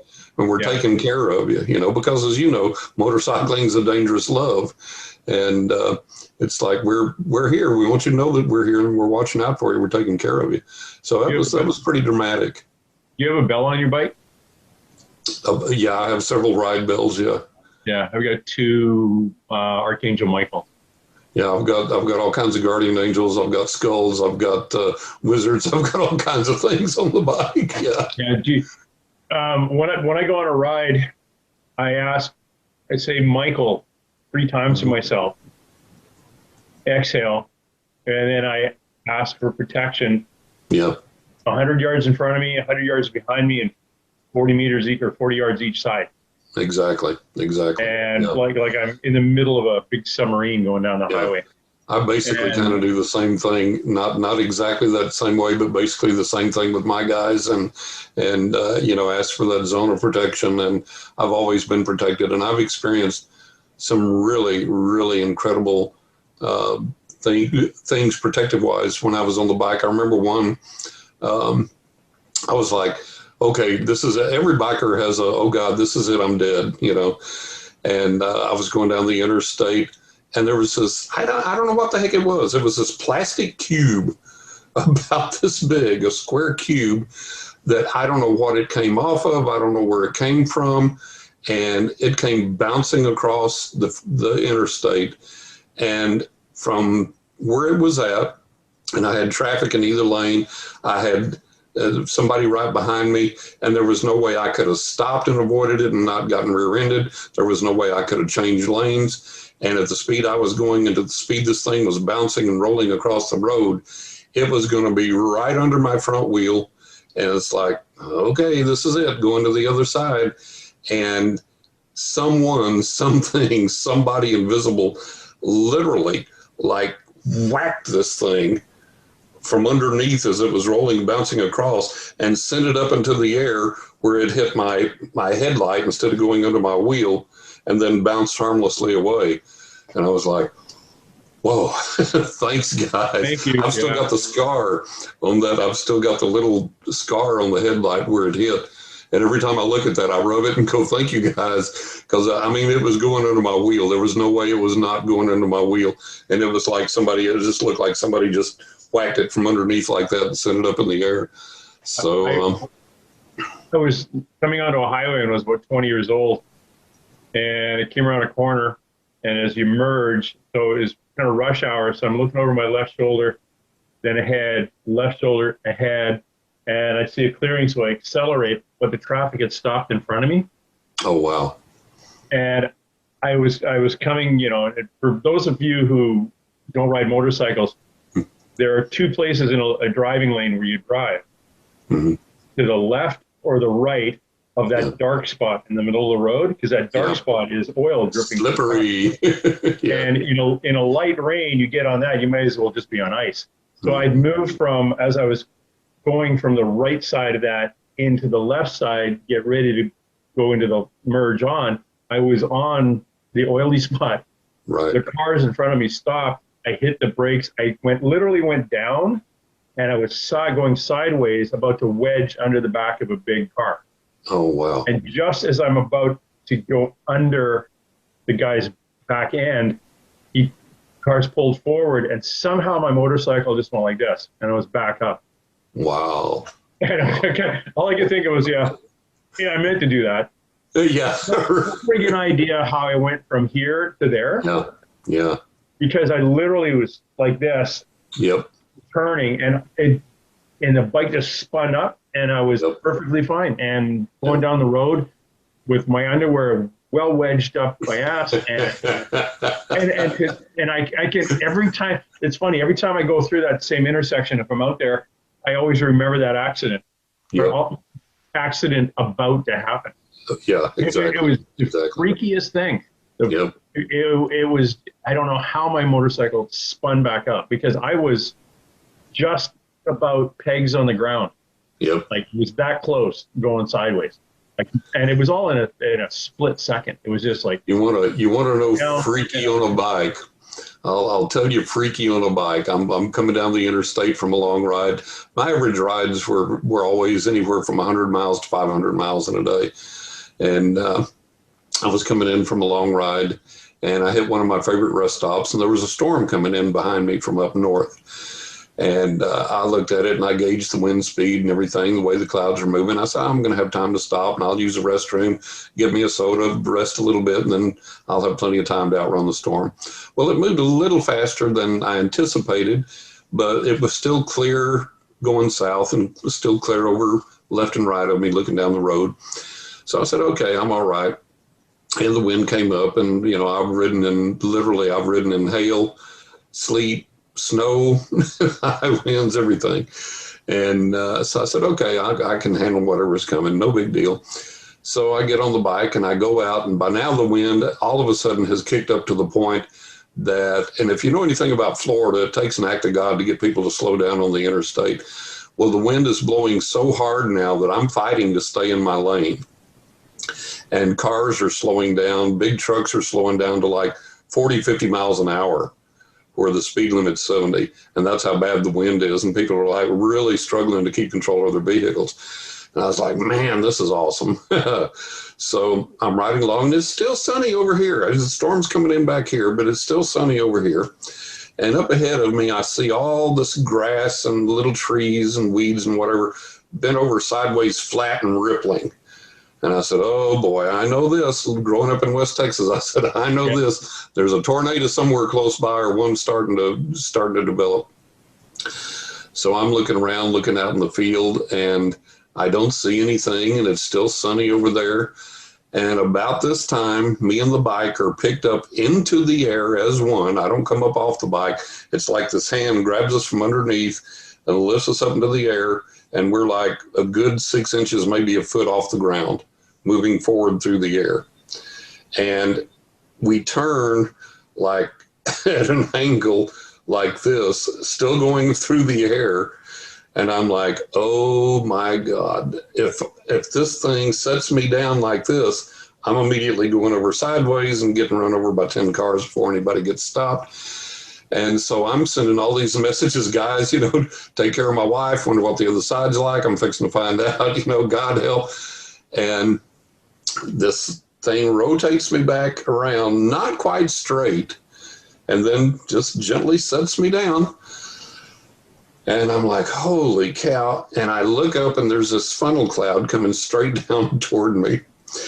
And man, I wicked that bike up. I laid down over the tank. I didn't care if highway patrol was around. I didn't care who was around. I ran hot with that engine screaming for a couple of miles till I got down the road, out from away from the storm and out from under the funnel cloud.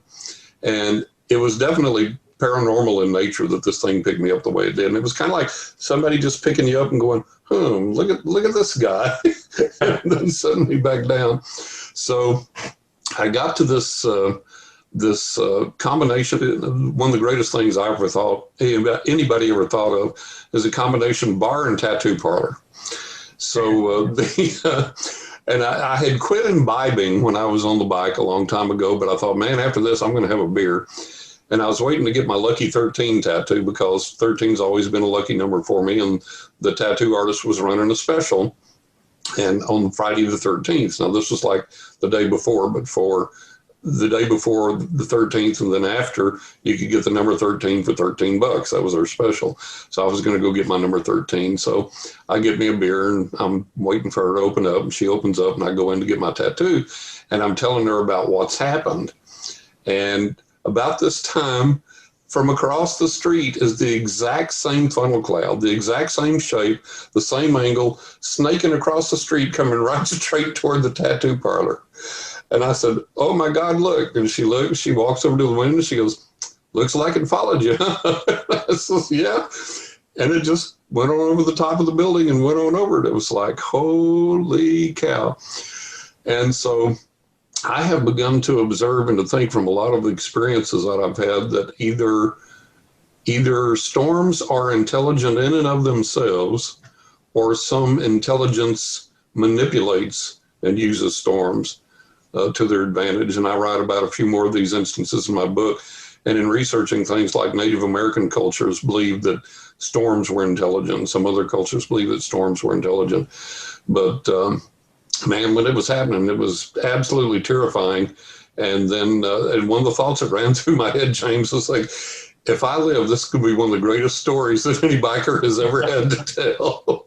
And thank God I lived. And it's a great story. But man, at the time, it was like, holy cow. And that's why I tell people, don't go challenging these powers. Don't go cursing and challenging these powers. If they can pick you up and do like that, and just whirl you around, look at you and set you back down, imagine what they could do if they really wanted to. Don't insult these things. So I beginning of each long ride, if I'm going out of town on a ride, I'll take my Palo Santo and I'll go through the bike. I'll have good meditation on it. Yep. And kind of come out of it saying, like, to all the elemental beings out there, to anybody, don't be running across the road in front of me, and everything. And keep me safe. Yeah, keep me safe. I think humanity's done that for as long as we've been around. We've been asking something what we perceive as greater than us to look after us. Yes. And it's been passed down over centuries, and I think it works. It does work. And I think that our current state of affairs, our current problem in the world is that we have become so disconnected from these spirits and from Mother Earth herself and from these energies. And I think we're paying a little bit for that. Yeah. I think we're going to, and I think it's coming that we still got some payments to do. We got to get back living with the earth. Exactly. Not off of the earth. Exactly. It's coming. It's been coming for the last 20 some years. Yeah. Baby steps. And it's, if we don't, the earth itself she's going to go, okay, half of you got to go. Yeah. Enough. Yeah.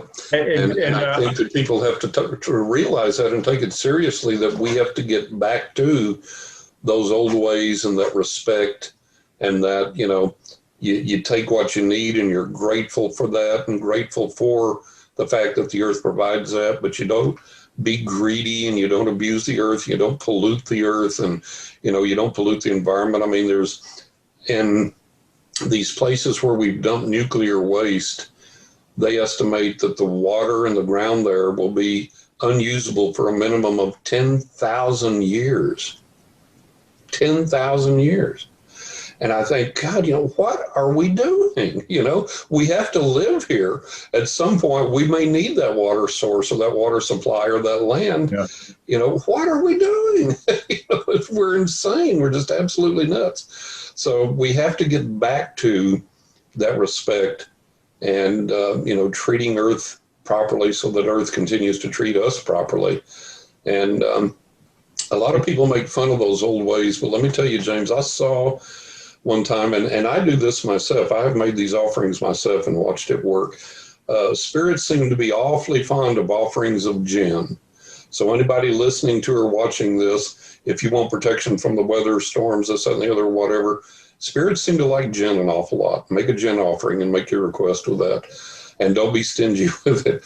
But this one documentary I saw wasn't a show on the paranormal, wasn't a show on psychics or anything like that, wasn't a show on the supernatural. It was just a documentary on volcanoes. And in this one, this guy had said this volcano was coming towards these people's houses and ultimately this village or town or whatever. And this guy had his house out kind of in the middle of nowhere on the way.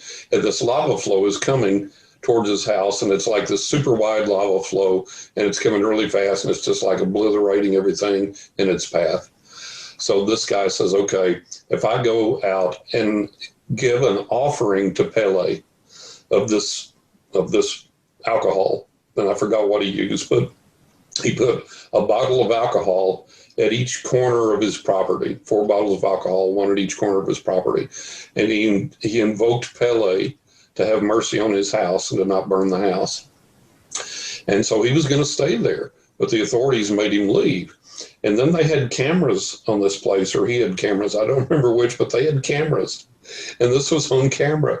And this lava flow comes down in the solid line, the solid river of lava, hits his property line where the first two bottles of alcohol are there on the property line at the corner. And the lava splits like this, goes down the side of his property line, and then in the back, it rejoins at the back of his house. And it continues to flow that way, and it continues to move around his house like that.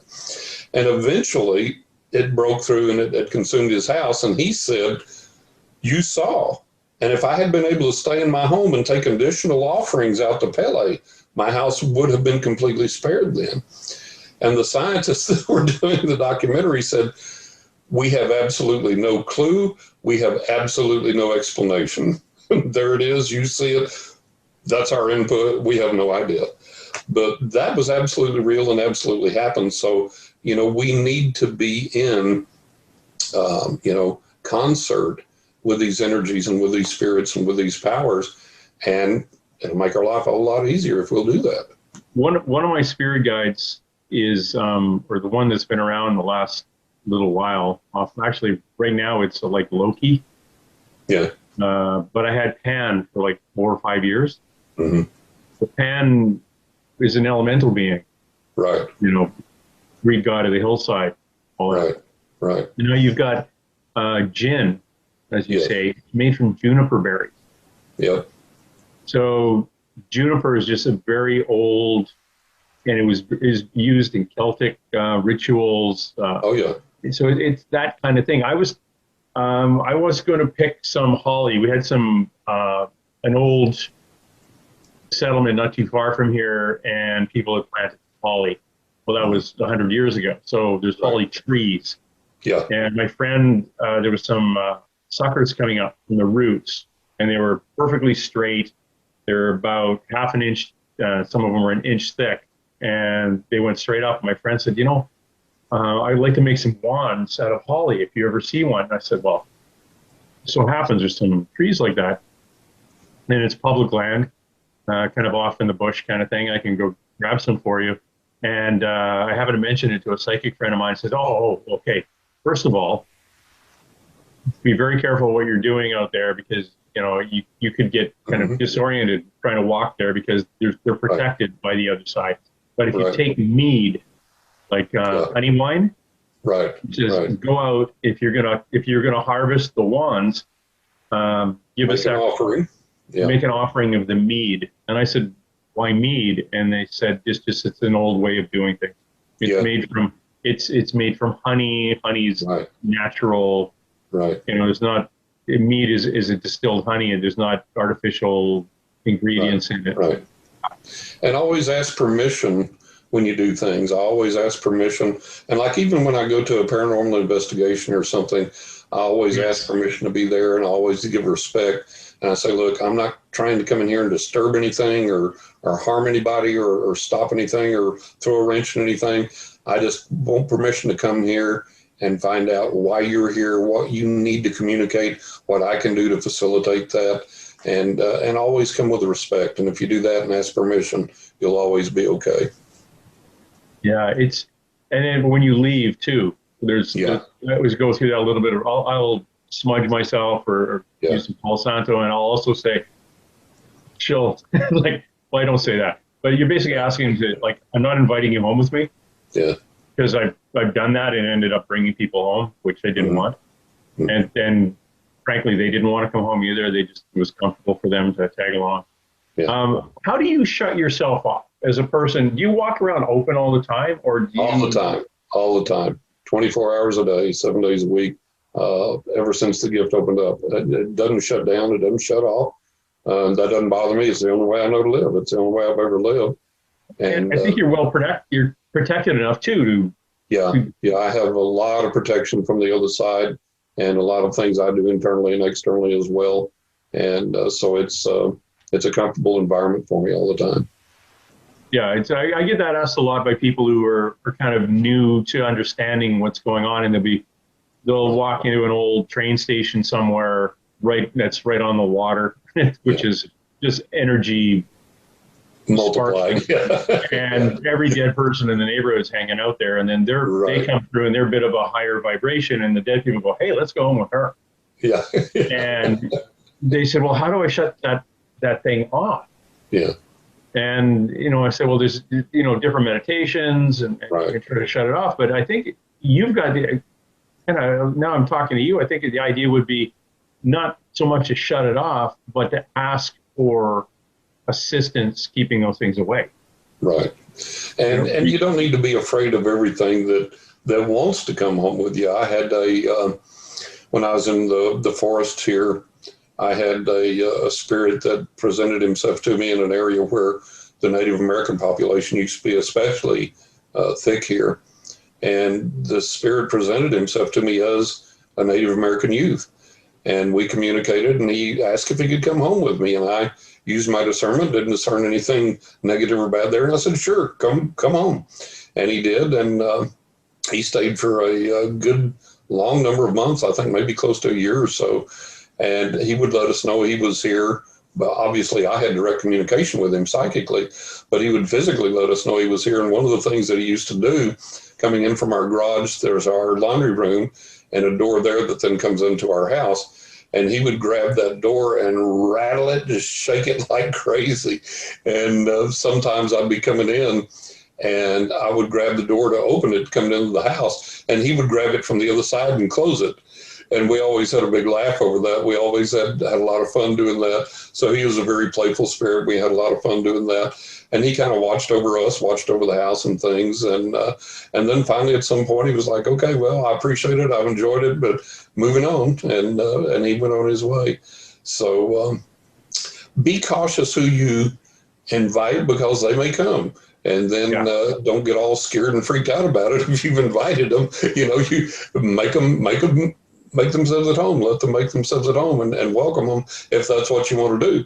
But be aware that when you do invite these entities or these spirits or whatever in, they may come and they may physically manifest very powerfully. I had the client call me first time that I'd read for, and she said she had seen Sylvia Brown on the Montel show, and Sylvia was talking about anybody could ask for a ghost to come. You could get a ghost. She thought, oh, that sounds like fun. I want a ghost. So she said, I asked for a ghost to come, and it did. And she said it started all these physical manifestations, and I decided after I had it, I was scared of it and didn't want it. And I asked it to go away, and it wouldn't. And she said, I moved, trying to get away from it, and the ghost followed me. And she said, where I was at, the ghost kind of got ticked at me then and didn't try and hurt me, but it's just like, hey, what the heck, man? You invited me, now you're trying to run away from me. And so it would get upset with her, and it would go up and down the street setting off all the car alarms in the cars that were parked on the street. Well, that had never happened before, so all the neighbors assumed that, okay, this new woman moves in, the car alarms are going off, all of a sudden 2 + 2 = 4, she's got to be doing this. So they called the police on her. So the police came out, and they were standing there talking with her on her front porch, and while they were standing there talking with her, all the car alarms sequentially started going off up and down the street. And they were like, okay, well, it's obviously not her. We don't know what it is, but we're out of here. And they left. So I said, okay, here's what you do. I said, you asked for this spirit. It came. And now you disrespected it. I don't want you to get out of here. And it's trying to be there and trying to accommodate itself to you and trying to interact with you. And then you move, you run from it. So I said, look, do this. Talk to the spirit and say, okay, look, we got off on the wrong foot here. I'm sorry. I asked for you. You came, then I disrespected you. I even tried to run away from you. But look, let's do this. I've been a little scared of you. This is a little spooky for me. I thought it'd be fun, but man, it's real. You're here. You're doing things. So ease into this with me. Don't scare me. You can manifest, but don't, give me a little warning. Don't jump out and yell boo or anything like that. Give me a little time to acclimatize to this. I said, ask the spirit to do that. And then I said, ask the spirit, I said, look, when you're here, when I'm home, protect me. If anything's going to happen, like if there were to be a gas leak or a fire or some electrical malfunction, alert me to it. Let me know. Protect me. And then when I leave the house, if you don't come with me, if you stay here, watch over the house, protect the house till I get back. I said, do that. And then let me know if everything's okay, call me back and let me know if everything's fine in a few weeks, few months, whatever.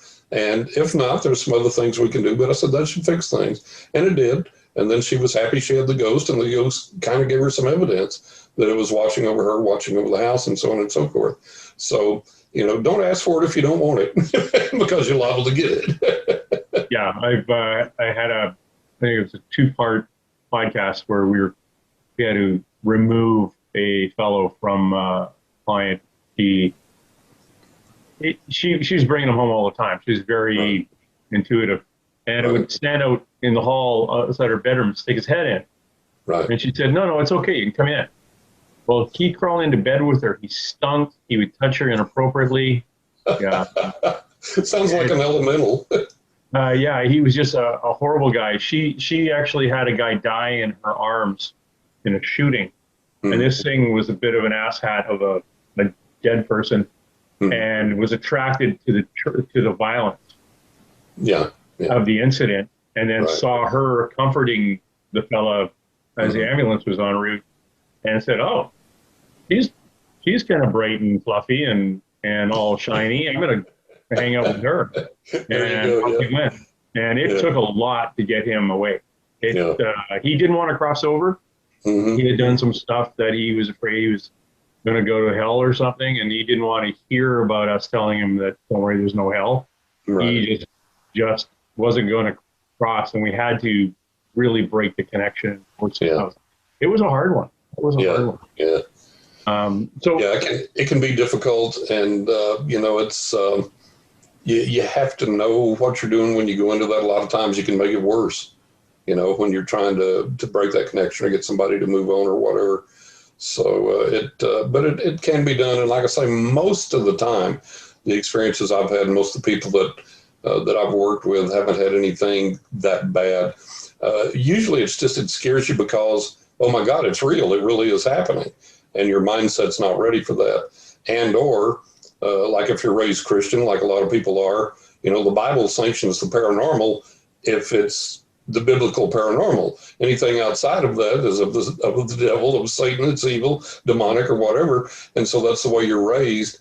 And you think, oh my God, now I'm seeing the rocking chair rock and there's nobody there and there's no breeze. It's got to be a demon. It's got to be something evil. It's got to be something bad. That's the first thing that pops into people's head. Well, no, it's somebody from the other side manifesting to you, showing you, hey, this is reality. It's real. It really does happen. And so we have to watch our knee-jerk reactions to things, because the way we've been raised and the particular glasses that we may therefore view things through. Yeah. Our perception is all. Our perception either makes it good or evil. Right. It's based on what our belief system was and how we were brought up. Yeah, exactly. This is awkward because I've kept you for like 2 hours here. I still haven't talked to you about your the TV pilot you did. Oh yeah. I didn't talk to you about Ford Theater. Right. And a few of the other things, and we didn't actually get into much about your books and your new book. But your oldest book right now is Riding with Ghosts, Angels and the Spirits of the Dead. Right. That can be found on Amazon, Barnes and Noble.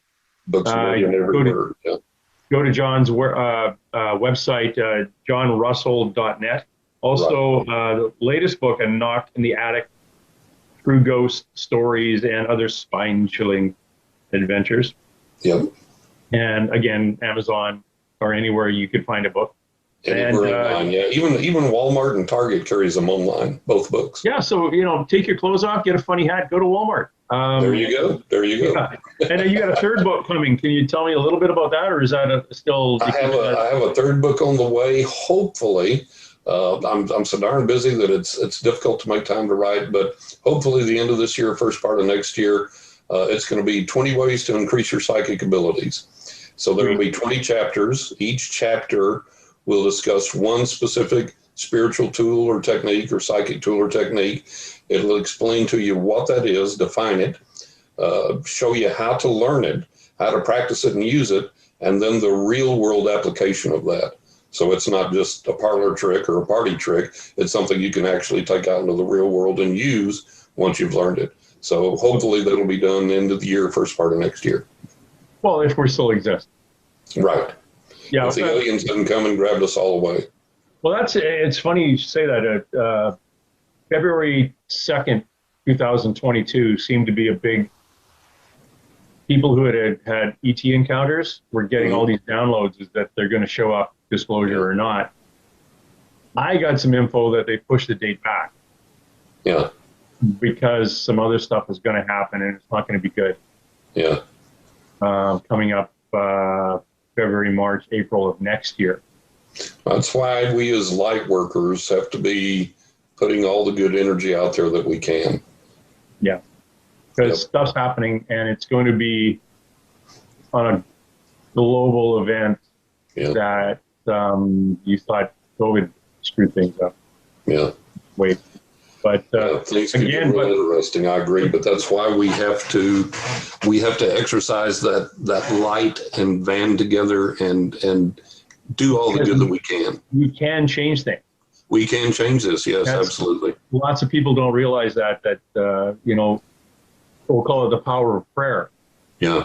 The power of positive intention. The power of asking for a greater.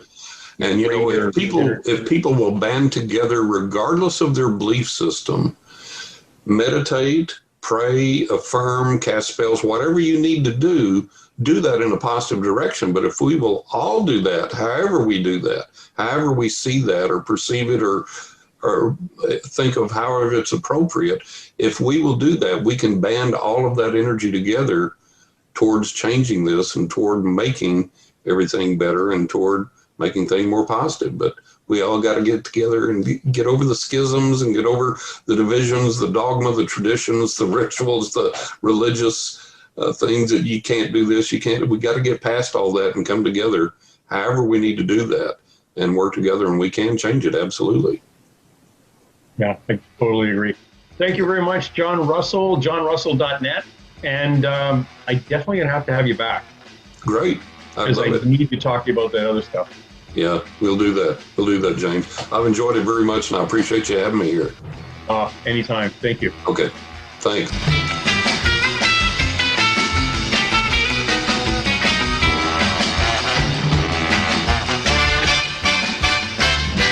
That's it. Let's roll. Hey. Let's be careful out there.